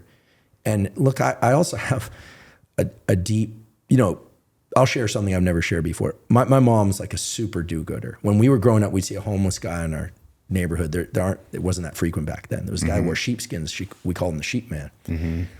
She put him in a hotel. We didn't know this, but she was like trying to save everybody. Mm-hmm. And I think it eventually wore on her, you know, that the world isn't healed up the way that she wished. And, you know, I'm not a bleeding heart, but I do have a bit of that for my mom. Like I do believe that it's at least part of my role in being here to try and help heal the world, and by giving and sharing, and the fact I can do it by doing things that I love, while also accepting that, like, listen, people are going to do what they're going to do. I can't control everything. There's a reason for it. I believe that. Like humanity's not ready yet. Not Parts ready yet. It. Right. Yeah. Hopefully that someday, right? It will be, but I can just do my part. And so I really am trying to deepen my sense of purpose all the time. And, you know, we talked about prayer earlier and asking for things, and I do, you know, please help me remove my character defects, get through today. I asked to not get injured on the hike, you know, little things, right? It's kind of more minor. But then there's also the listening piece. And like, and hearing, you know, the messages of, well, hey, listen, you need to rest, or you need to push harder. I hear that sometimes. You need to push harder. You need to go deeper. You need to be more precise. Who do you hear that from? Oh, I mean, if I'm in my mind, that's coming from yourself, from God. No, not from me. I mean, I don't think that I couldn't come up with that message. Okay. My mind doesn't have the structure or the wherewithal to do that. And it comes through as a very clear, you know, message, right? Of, this is what you need to do. You need to go harder into the paint, or you need to, sometimes you need to rest. You need to back off when that's not my impulse. That's how I know it must not come from me. I see. Yeah, right. That makes sense. I mean, is any of this sounding crazy, or does that resonate? No, I just, yeah. I mean, I just wondered is that how you also deal with, you've had critics. I mean, everybody who stands out and is making an impact, there's people who they are jealous or whatever. So there's been critics of Andrew Huberman. Yeah, including some very well-respected scientists. And is it because your sense of purpose and this message that you're feeling that you're able to ignore that? Well, or do you ignore it? Yeah, at first it was hard to ignore. Sort of like, hey, you know, like I was one, and I still consider myself one of the neuroscience community. You know, I earned my stripes, right? Those papers didn't publish themselves. You went to school for 50 fucking years. Yeah, and I reviewed those people's papers, and I know about them, and I know they're not perfect. But, you know, anytime you're getting defensive and someone's pointing their finger at you and you're pointing back, like you know, and it's, listen, we all have that impulse, including me. Yeah. I would say about a third of scientists were very supportive and said, hey, go for it. This is great. People are learning. I clearly understand why you're doing this. And actually I'm benefiting from some of the information. A lot of scientists are really unhealthy. A lot of physicians are really unhealthy. Look at them. Right. Okay. It's not just weight. Sometimes it's weight. It's also just look at them. They're clearly not well. Okay. So, and many of them are, but fewer are than aren't actually. Okay. About a third, I would say, just I haven't heard from. Maybe they're, and then there are no comment. Yeah. And then a third, I think, have been critical in part that we run sponsors and things like that. And I always say, look, the podcast to me is a perfect ecosystem. The information is available free, free, completely free. And you don't have to watch it. You can slide past the ad reads if you don't want. But a lot of people want to know where they can obtain things that could be useful to them. Helpful. And they obviously some choose to do that. And that helps subsidize it for the kid that can't afford it, right? That can't afford the podcast. They get it free. Everyone gets it free. And then, of course, the sponsors are happy. So the funny thing is, and this was pointed out by a colleague of mine, usually the people that are criticizing that, that you're doing this podcast thing and there's advertisements, they're usually at universities where, guess what, getting the education is behind a paywall. So the alternative is to put it behind a paywall, which we don't do.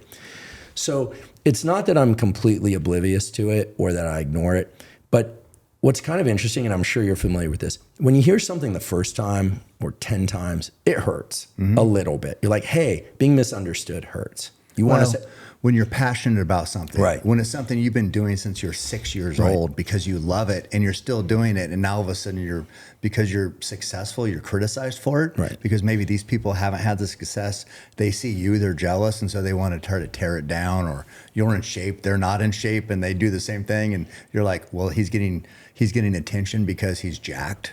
Well, I think there's all sorts of ways to minimize I think it. Critique always reveals people's insecurities too. I mean, a lot of them will say things and you realize, wow, they really think that I'm saying that people have to do all this stuff. I'm just giving you options. I'm not telling anyone what to do. I'm just giving you options. I heard you say that last night. You were talking about underage drinking, and you said, I'm not telling you what to do. I'm just telling you, here's what happens. Right. Yeah. So do as you will, but know what you're doing. Yeah. And then in terms of the critique, I also think part of it is because I don't just talk about my own work. I cover subjects that I've worked on. I also go and research subjects that are in other people's domain. And I've always invited people to give me critique. In fact, we now have a formal portal on hubermanlab.com website where we invite, if you have a critique, put what the critique is, put what the basis of your critique is, right? Not, I don't like it, but are there data that are conflicting? We'll see what comes in. But to this day, I've gotten critique, especially on Twitter/X. Yeah. But no one's actually said, this is the problem I have. So that they just seem unhappy with it. But I will say, it's also been wonderful to hear the people that have benefited from morning sunlight, improved sleep, improved focus, and a number of other topics that we've covered. So when you get those critiques early on, it stings a bit, but it's sort of like publishing papers. When you get reviews back, anonymous reviews, the first ones, you're like, ouch, oof. But by the time you're publishing your 50th or 60th paper, it bounces off you like cap gunfire. Yeah. And in the same way on social media, if I make a mistake, I hope it's pointed out. But if people attack, I've gotten so much of it since I started that now I'm like, meh. And I don't mind it. It also really helps to have an amazing team and people around you. And that another thing I love about podcasting is that it's not competitive between podcasters. We have the same guests on, we run different content. So it's nice to have a community of people like you and Joe and Lex and et cetera, you can refer to if you're feeling kind of like, hey, how seriously should I take this critique? But having my podcast team, which is, many people, but it started as kind of four people, Rob, Mike, Ian, and me. I run things by them. Hey, do you think this is valid, or should I think yes or no? And sometimes it's like, hey, yeah, we should talk about something that we could have done better. I am far from perfect. I mean, I have many, many, many flaws, but I do strive to get things right. I'll put anywhere from dozens to hundreds of hours into prep. I would think that the people that say that you shouldn't be sponsored, it's like, well, you're working your ass off. I mean, preparing for these teachings you're doing basically online in your podcast, it's like, why wouldn't you be compensated?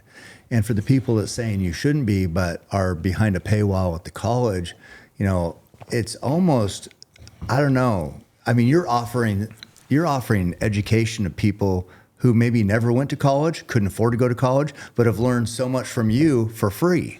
Yeah. I mean, how could that be criticized? Well, I think one issue with academia that I absolutely have is that so much of its power is derived from this in-group, out-group thing. Like if people really understood how science was The done. have and have-nots. Yeah, if people really understood how science was done and that the people doing it are just like everybody else, but they picked that, they lose a little bit of their cachet.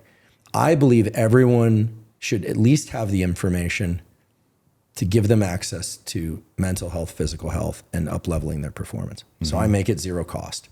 And I think that, you know, when I say everyone, I mean everyone.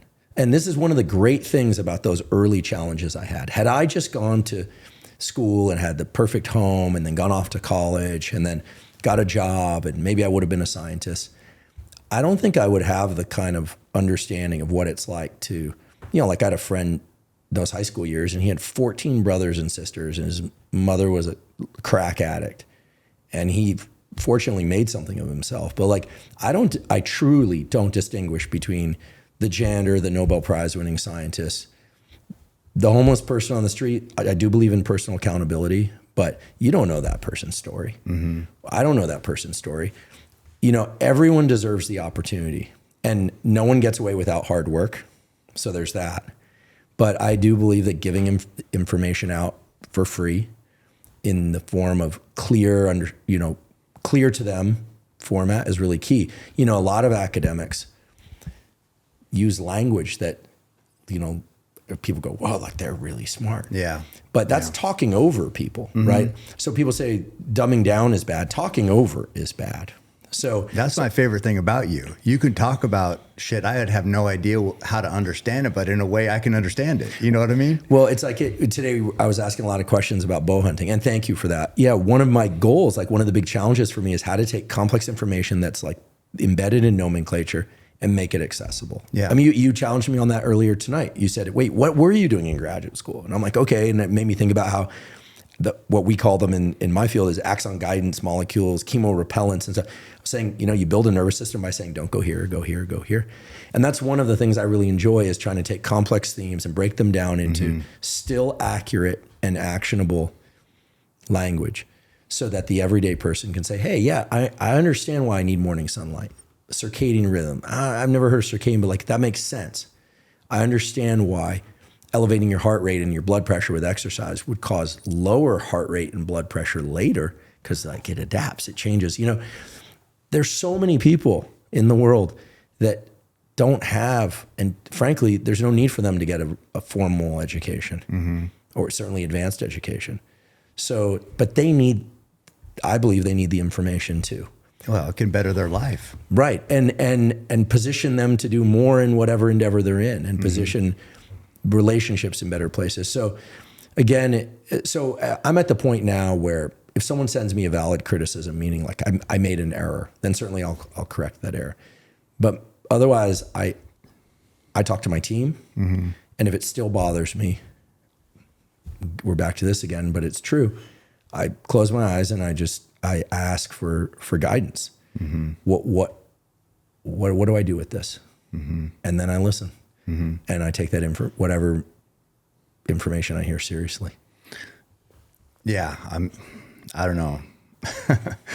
I don't know. I've gained a lot from just hearing your story, and it helps me understand you better, which is, you know, how do you really understand somebody without sitting down and having a conversation like this? Because, you know, normal life, you don't sit down for an hour or 2 hours and hear about, so tell me about your life story.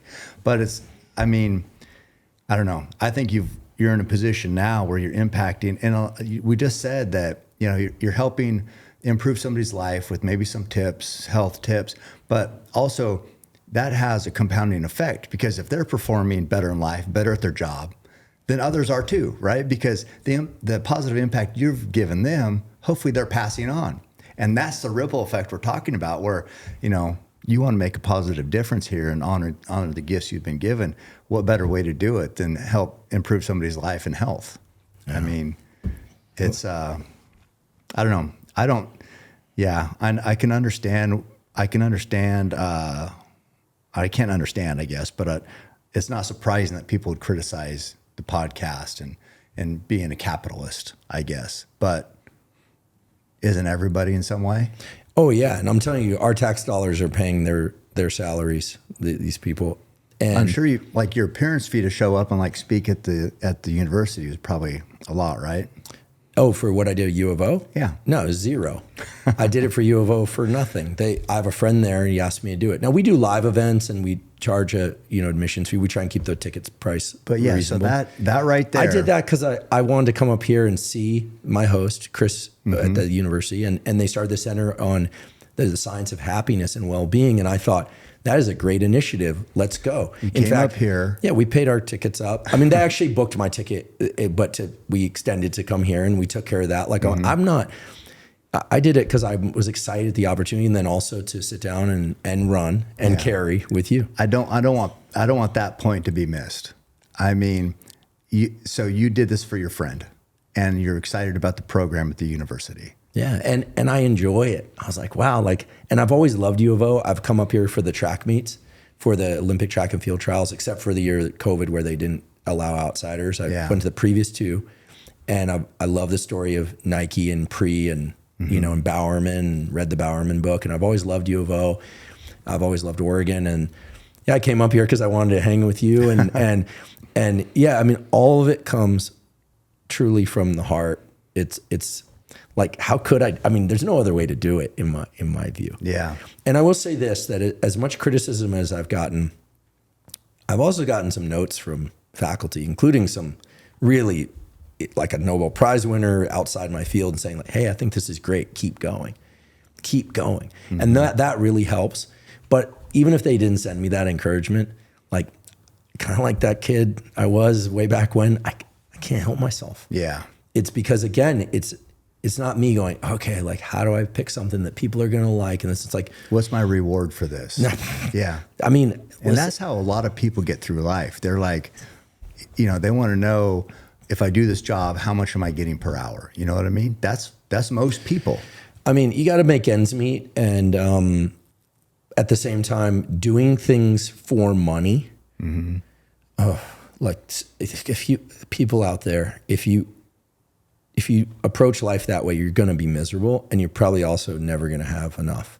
If you do things because you love them and you do them in a principled way, I've never seen it fail. I've never seen it fail. And the idea of, and I've punched the clock before too, right? I mean, I've done that too. I'm delivering bagels, bussing tables, all sorts of things. But and it wasn't always easy. I mean, there were nights when I'm doing experiments and experiments are failing and stuff, but you just have to be grateful for the opportunity and then just suck it up and just get right back out there. I mean, reps. It works. It's always worked, and it's always going to work. Yeah. And there are no real shortcuts. Right. Every time we see someone try and take a shortcut, I think it's safe to name names because, I mean, they're all in jail anyway. I think Sam Bankman-Fried got found guilty. 110 years or something like that? I didn't see the sentence, but, or Liz Holmes, Theranos. I mean, when people cheat, sometimes they get away with it, but a lot, the shortcuts don't work. And sometimes they get people in jail for the rest of their life. And also assuming that there's some quick hack that's going to get you there is But the things that I share are really about giving people also a sense of agency. Like if people have anxiety, like a lot of people have anxiety and they don't know what to do. Like, do they take medication? Should they meditate? So you give them a tool like physiological sighing. People can look that up to see what it is. And they do it and they go, oh, this thing works. And like, now they have a sense of control. And I think a lot of times people feel stricken by their biology and their psychology. You give people a little sense of control over themselves and they go, oh, wow. And then, it's like with the bow, like I kept drawing, what was it, left or right? You're supposed to put a little hole in the paper and I'm like ripping a typewriter line. Yeah. And then I realized that, the way the string is coming off the cam is tilted. And so I'm like looking up and you adjust, and did I fix it perfectly? No.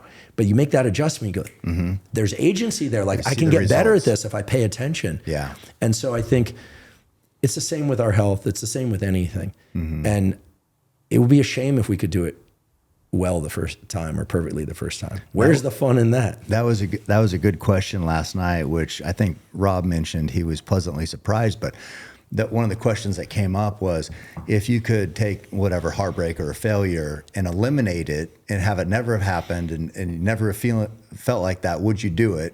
And more than half of the people said no, they wouldn't do it. They didn't like, but the feeling of failing or pain was useful. Yeah, it helped define them. I was very surprised by that answer.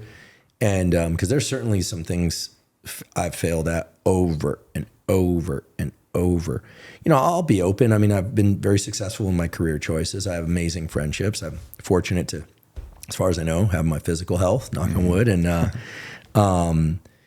but, you know, I've struggled to merge my career ambitions and the amount of time I put into that with my personal life and building a family. I'm late to that.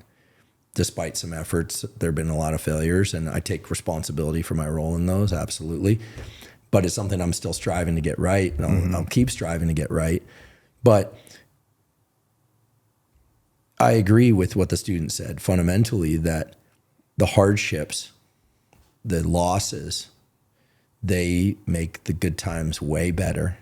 Sense of appreciation is so deep. And also it shapes us, makes us who we are. And I do think having a little bit of a pebble in your shoe sometimes can keep you working harder and really like, persevering. I mean, certainly you're not as hardworking as you are because it's just, you know, keep hammering and succeed every time. It's keep hammering and you get more frequent success over time, right? But I'm guessing there were some dark years in there too. And you've written about this and some really tough stuff. And you had to parent yourself early on too. You had to scruff yourself and be like, hey, I mean, your life took some quick turns towards like, hey, it's now or never. Well, I mean, your story resonates with me because I felt that too.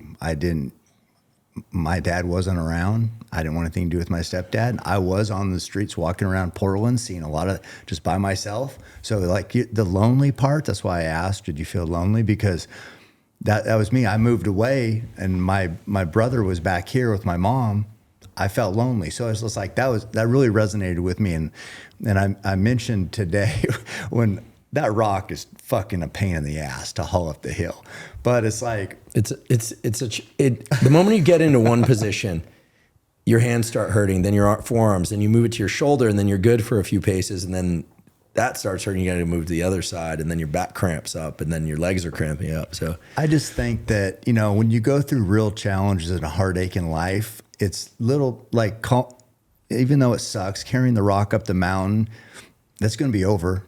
That shit's not lasting more than an hour, you know? So it's like when you've been through real pain, you can compartmentalize and say, this isn't whatever, this is temporary, I'm good. So it's like, you know, that kind of going back to that question is like, yeah, I've hurt, I've been in pain, I've been lonely, and this isn't that. Yeah, I can get through this. I can get through this long run. I can get through this race that's over in 3 days, even if it's 200 miles. It's not that bad. Yeah, I think one of the most important things for everybody to be able to say to themselves, knowing they're being completely honest, is I can do hard things. If it gets tough, I know I can do it because I've done it.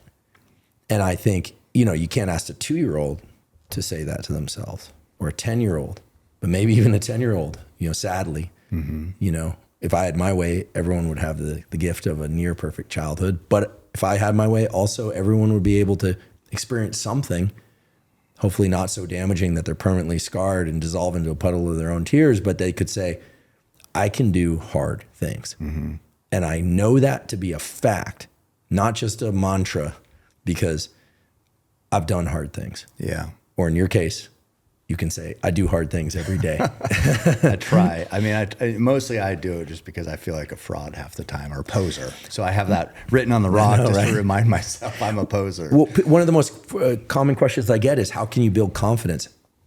The way you build confidence is by doing hard things, hard for you, like really challenging, failing. That class, that neural development class that Ben Reese gave me that B+, still pissed off about it. That's because not failing, by the way. No, but coming from where I was coming from, anything less than an A Was a failure. Was like the beginning of the slide back to being that, Here we go. that 18-year-old kid. Yeah. And I worked so hard.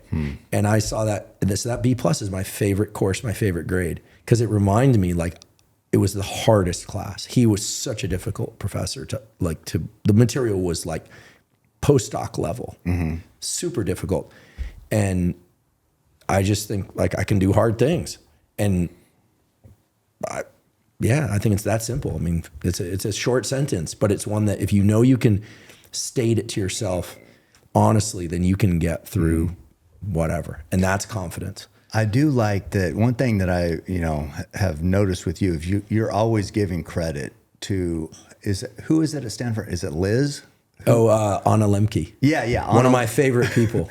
But you're always referencing people you've worked with, professors, people who've impacted you. You're always naming names. And a lot of people skip that part. Yeah. They talk about how much they've done or how much they've overcome, and they forget the help along the way, but you never do. I mean, I've heard you many times. I've listened to your podcast, I listened to you last night, I listened to you today. And it's like, you're always quick to share accomplishments, share where you learned something, the lessons you've learned, people who's helped you. And it's like, I just love it, because a lot of people, once they get to the top, they forget all that part. You know what I mean? Well, thanks for mentioning that. For me, like, it's a little bit difficult to articulate, but when Anna Lembke came and gave a lecture on addiction in my course that I teach to medical students, the neurobiology course. And I heard her lecture and I was like, she needs to come on the podcast. She's amazing. And she was yet to release her great book, Dopamine Nation. And the fact that I've gotten to know her and she's a spectacular human being, but also that her message about addiction is just so powerful, mechanistically makes sense and practical and on, and that she's so generous. So for me, mentioning that, first of all, it's what's appropriate because she did all that work. I didn't do that work. Second of all, like, I feel so lucky that I know her. It's the same way I feel about knowing you. I feel so lucky. I mean, I know I'm going to be doing archery, That's awesome. Like I just know it, Yeah. whether or not bull hunt, I guess remains to be seen, but that would be a wonderful place to take it. But so I'm so lucky. Or like Joe and what Joe's done to help me, but also just, I love his podcast. And I think he's done some truly important work in the world by having guests on like Matt Walker, like I don't Peter like Attia. him. You don't like Matt Walker? And he talks about sleep. No, we'll get your sleep ironed out. Matt's a really good guy, but the Matt, he doesn't dislike you. It's that Cam has trouble sleeping. I'm just joking. We'll get him squared away. Yeah. But so I feel so blessed. Like, how lucky am I? Yeah. That I know these incredible people. Lex tells me to start a podcast, and I meet Rob, who's like helps me. Then we bring in Mike, who's a photographer. Like, I'm like beyond grateful. Yeah. So when I'm crediting people, I'm not thinking, oh, got to do this. I'm thinking, I'm so grateful. It's like, it's weird. It's more about a feeling in me that, I feel like I'm the luckiest guy in the world, and I'm just doing what I would do anyway if there was never a camera or a microphone. Yeah, I just really noticed it, because a lot of people would say, instead of mentioning names, they'd say colleagues. A colleague and I have worked on this project, or so it's just I just notice it, and it's like, I love it. It's awesome. And yeah, I mean, you seem as genuine as can be on your pursuits. But so I kind of interrupted you talking about, I think, faith and a creator, but you talked about you got kicked out of you were 4 or 5 years, and finally your professor who had the 2 kids came back and said, you got to go. So then what happened? Yeah. So I graduated from my PhD and had these papers, which then I allow you to do a postdoc. So I did a postdoc at Stanford, but there's a twist in the story. Okay. I took a postdoc at Harvard because Harvard's Harvard. Yeah. What is that? I don't even know what the fuck a postdoc means. A postdoc is a 4 or 5 year period in which you just do research and you develop your own independent ideas that then you're going to take to your own lab as a professor. So I went to Harvard. I was supposed to start my postdoc January 1, 2005. Yes, January 1, 2005. I arrived there Halloween night, and I started attending lab meetings of this particular professor, even though I haven't started there yet. So he's not paying me. And I observed some things in his treatment of other people, including the janitor. And I'm like, uh-oh, I don't think I can work for this guy. I mean, he was unkind. He was impatient. And I thought, oh no. So I told him, listen. Like Professor Lambo. So I told him, and he's the head of brain sciences at Harvard at the time. I'm like, what am I going to do? So I call someone at Stanford that had given me an offer earlier, and I said, I'd like to come there. And I go to this person at Harvard, and I said, listen, you know, I'm going to go. This isn't going to work. And you haven't started paying me, so I'm going to go before you start. And he says, no, you're not leaving. Now, I'm an adult. I've cleaned up my life. But I also grew up in the skateboarding punk rock scene. Like, you know, you're not going to tell me, no, I'm not going to go. How old were you at this time? I was about... So 18 years ago? Yeah, so, I was about 30 years old. Okay. Yeah. And he said, listen, I think you're depressed. You're not thinking clearly. Maybe you're having some mental issues. I want you to see a psychologist, then come back. And I left, and then I walked in the next day, and I said, I'm leaving. Here are my keys. And he said, you're not going. And I said, watch me. And I left. And I was like, oh my God. Now at this point, I don't have a professorship. I'm afraid, right? I mean, you know, where's my career going to go? Can you be blackballed? Oh, yes. Oh, yes. So I go back. That's a risk. That's a huge risk, but I just couldn't do it. Fortunately, there was someone back at Stanford who was eager to have me in his lab. So I went to his lab and I said, listen, I'll work on whatever you tell me. He said, well, you should do the thing that you were going to work on in that lab. And I go, no, I don't want any beef with that guy. And he goes, no, you absolutely should do it. You should take him on. And I was like, you're kidding me. No, I don't want to do any. But he convinced me. And in the end, I ended up in a direct competition with that lab, except they've got an army and I'm one guy. And I had to be clever in the projects I picked. And in the end, I held my own, published those papers, did well as a postdoc, and got hired to run my own lab, first at UC San Diego, and then I transferred my lab to Stanford. What was the paper on?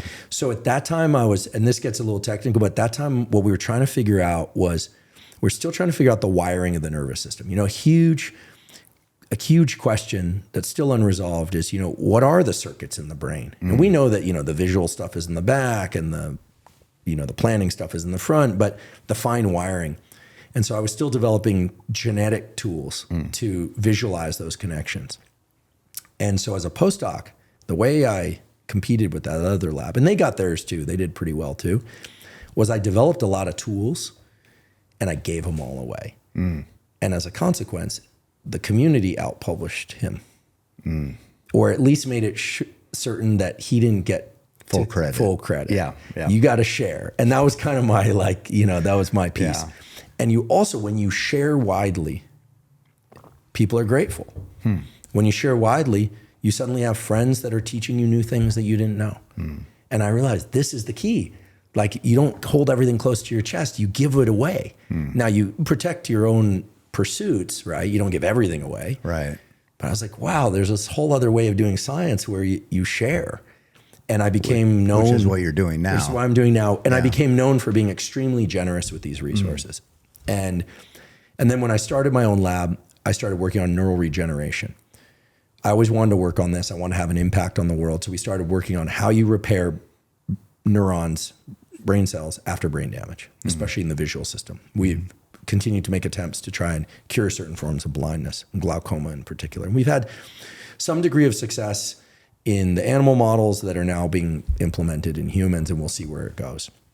So, you know, that's how the story went. And I will say, along those years, sometimes I trained less than others. There was a time when I only lifted 1 day a week and ran 3 days a week, and that's the worst shape I've ever been in. If you see pictures of me when I was a graduate student, I look very different. I slimmed down a lot. I was just working constantly. The picture I saw today, you looked like you've been lifting. It seems like it's going viral. All right, for the record, I just want to say this. Cam posted a picture of me with my shirt up. Here's the thing. I never intended to take my shirt up, but I started that rock carry with a hoodie on. And quickly I was starting to overheat. So I took off the hoodie, and then I had the shirt, and the shirt was soaking wet. Mostly sweat, but some water I threw on myself too. And then at some point, I was like, I'm going to be so much more comfortable if I can just get a shirt off and be... ventilating better. Right. And so I took my shirt off. I'm like, the hell with it. This rock is going to land on that monument Come hell or high before water. it touches the ground. Yeah. Period. Yeah. So I wasn't thinking about any social media posts. I was thinking about getting that rock on the monument, and whatever happened in the meantime, Yeah. that's fine. So be it. So be it.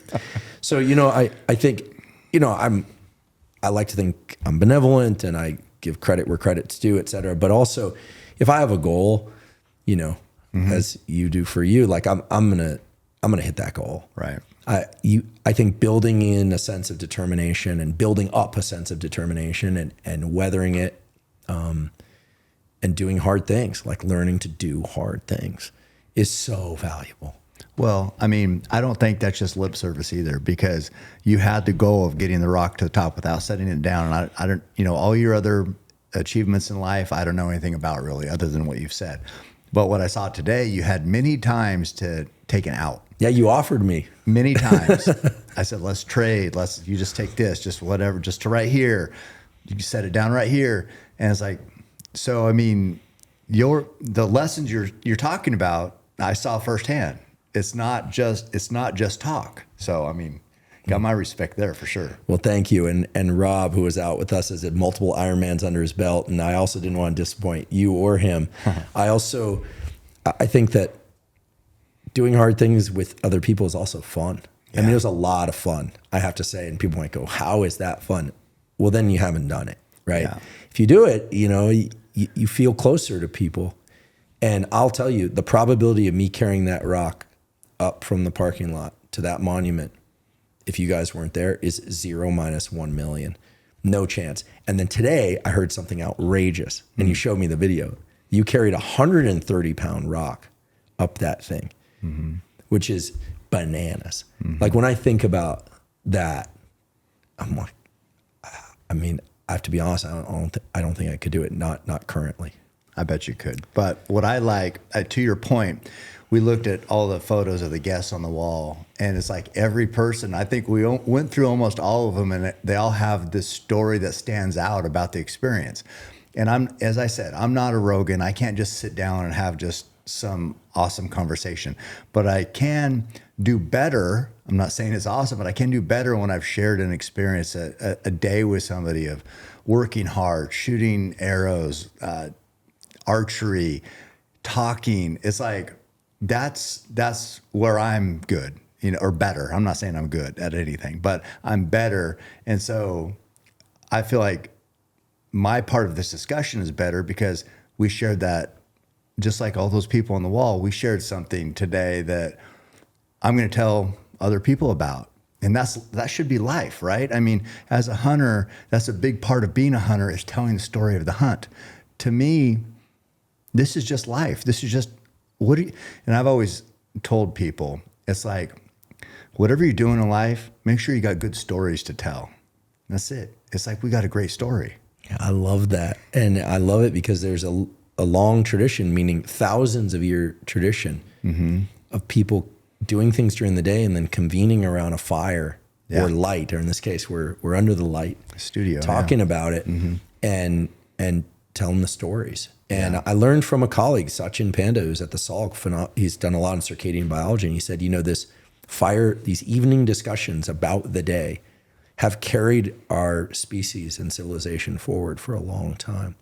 I think what you just said makes me, raises an idea in the back of my head. I'm familiar with this sensation where I think there's really something fundamental to this. I mean, maybe this is part of the path forward for humanity, is to have people gathering in the evening with neighbors or family again and starting to relate about the day and starting to bridge the gap, because as opposed to all of us being in our own unique portals to the world through social media, which I'm a fan of social media. I'm on social media, but maybe we should get some evening story fireside chats going on social media. I love it. You and me both, and see who else would join us and just talk about hey, tell me a story from today. You got 5 minutes and hear from people. I love it. And it's just, I love hearing stories. We love telling stories. And it's like, that's what keeps life interesting to me, because we go through life and we have, what are we doing that's what stands out?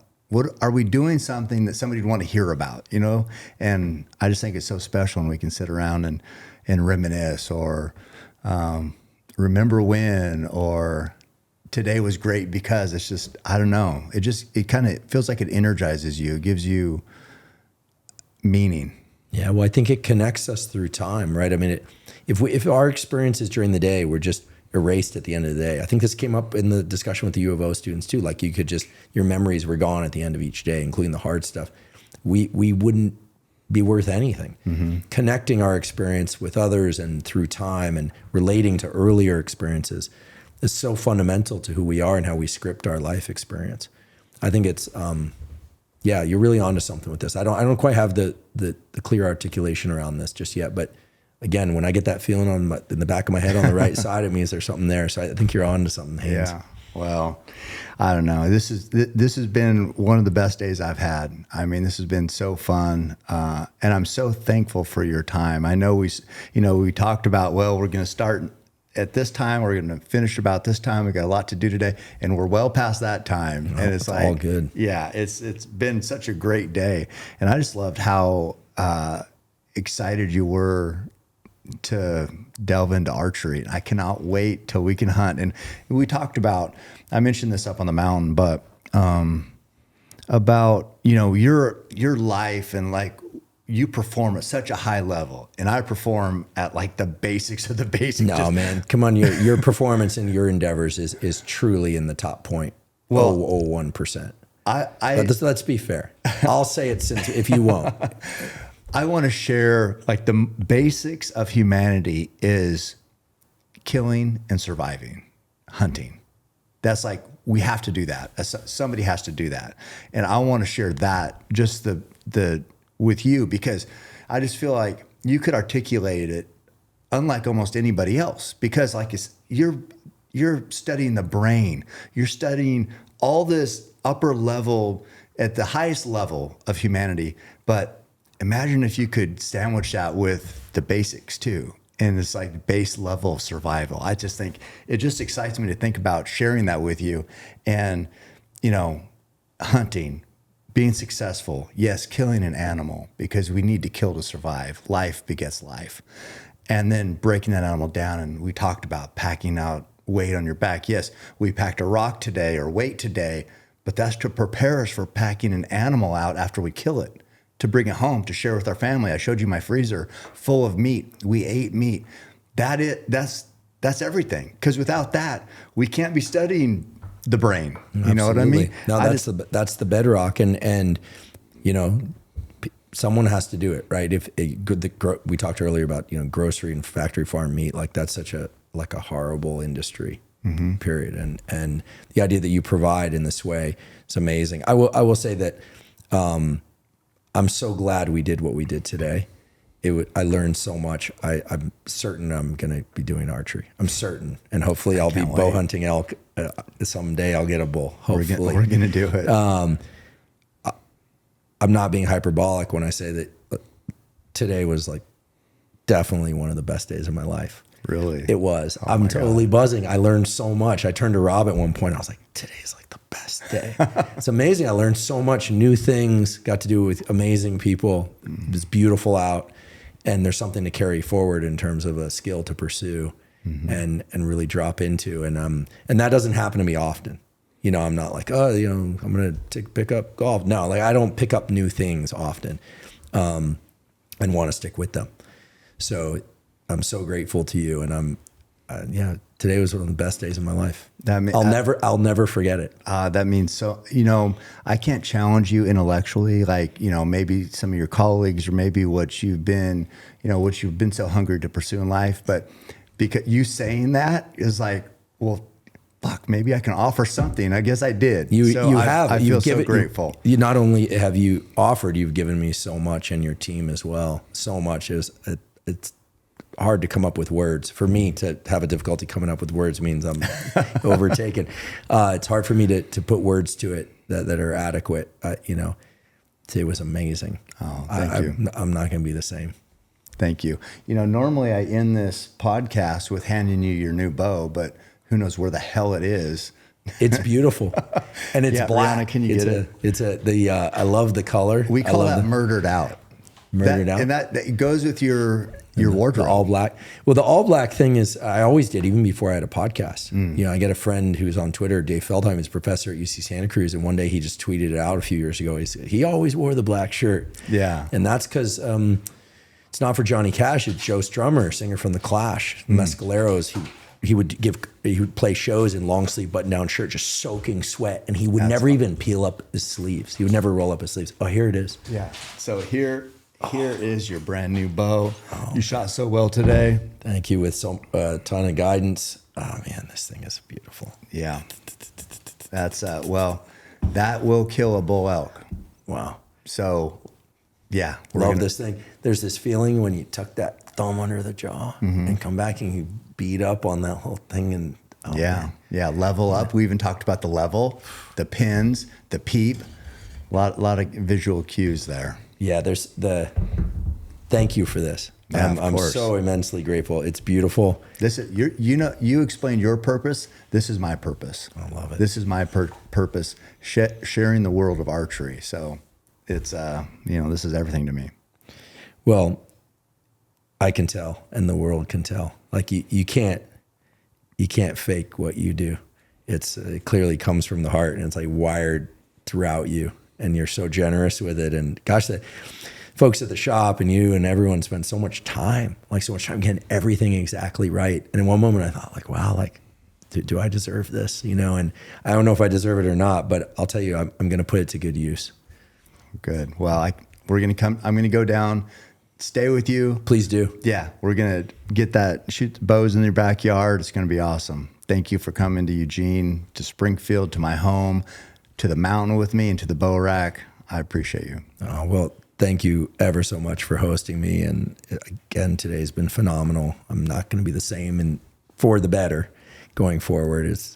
I said it before, I'll say it again. Today was one of the best days of my life, and I so appreciate you. So glad we met. So glad we became friends. I consider you a colleague in the podcasting space, and I just really appreciate you, brother. All right. Thank you, brother. Guys, it's Cameron Haynes here. I'm going to be giving away this brand new Ford Raptor 2023 fully loaded badass truck. You got 20-inch wheels, 35-inch tires. The tax man loves coming for that money, right? I'm giving away $10,000 cash to offset that for the winner. You get a truck and $10,000 in cash. I want you to win this brand new 2023 Ford Raptor. Enter to win, CameronHaynes.com. Keep hammering. Every step I take, I move my truth. Every time they tell me stop, I use every comment, hate that makes my fuel. Gather up my energy and boom. I hear them talking, saying the way that I move is so reckless. That is a part of my mind I've been blessed with. Giving my blood, so I am relentless. My fault, they want someone to blame. They sent their hate, it fuels my pace. I am Roy Tough, I am the change, the fuel in dirt. Feeling like Cam Haynes.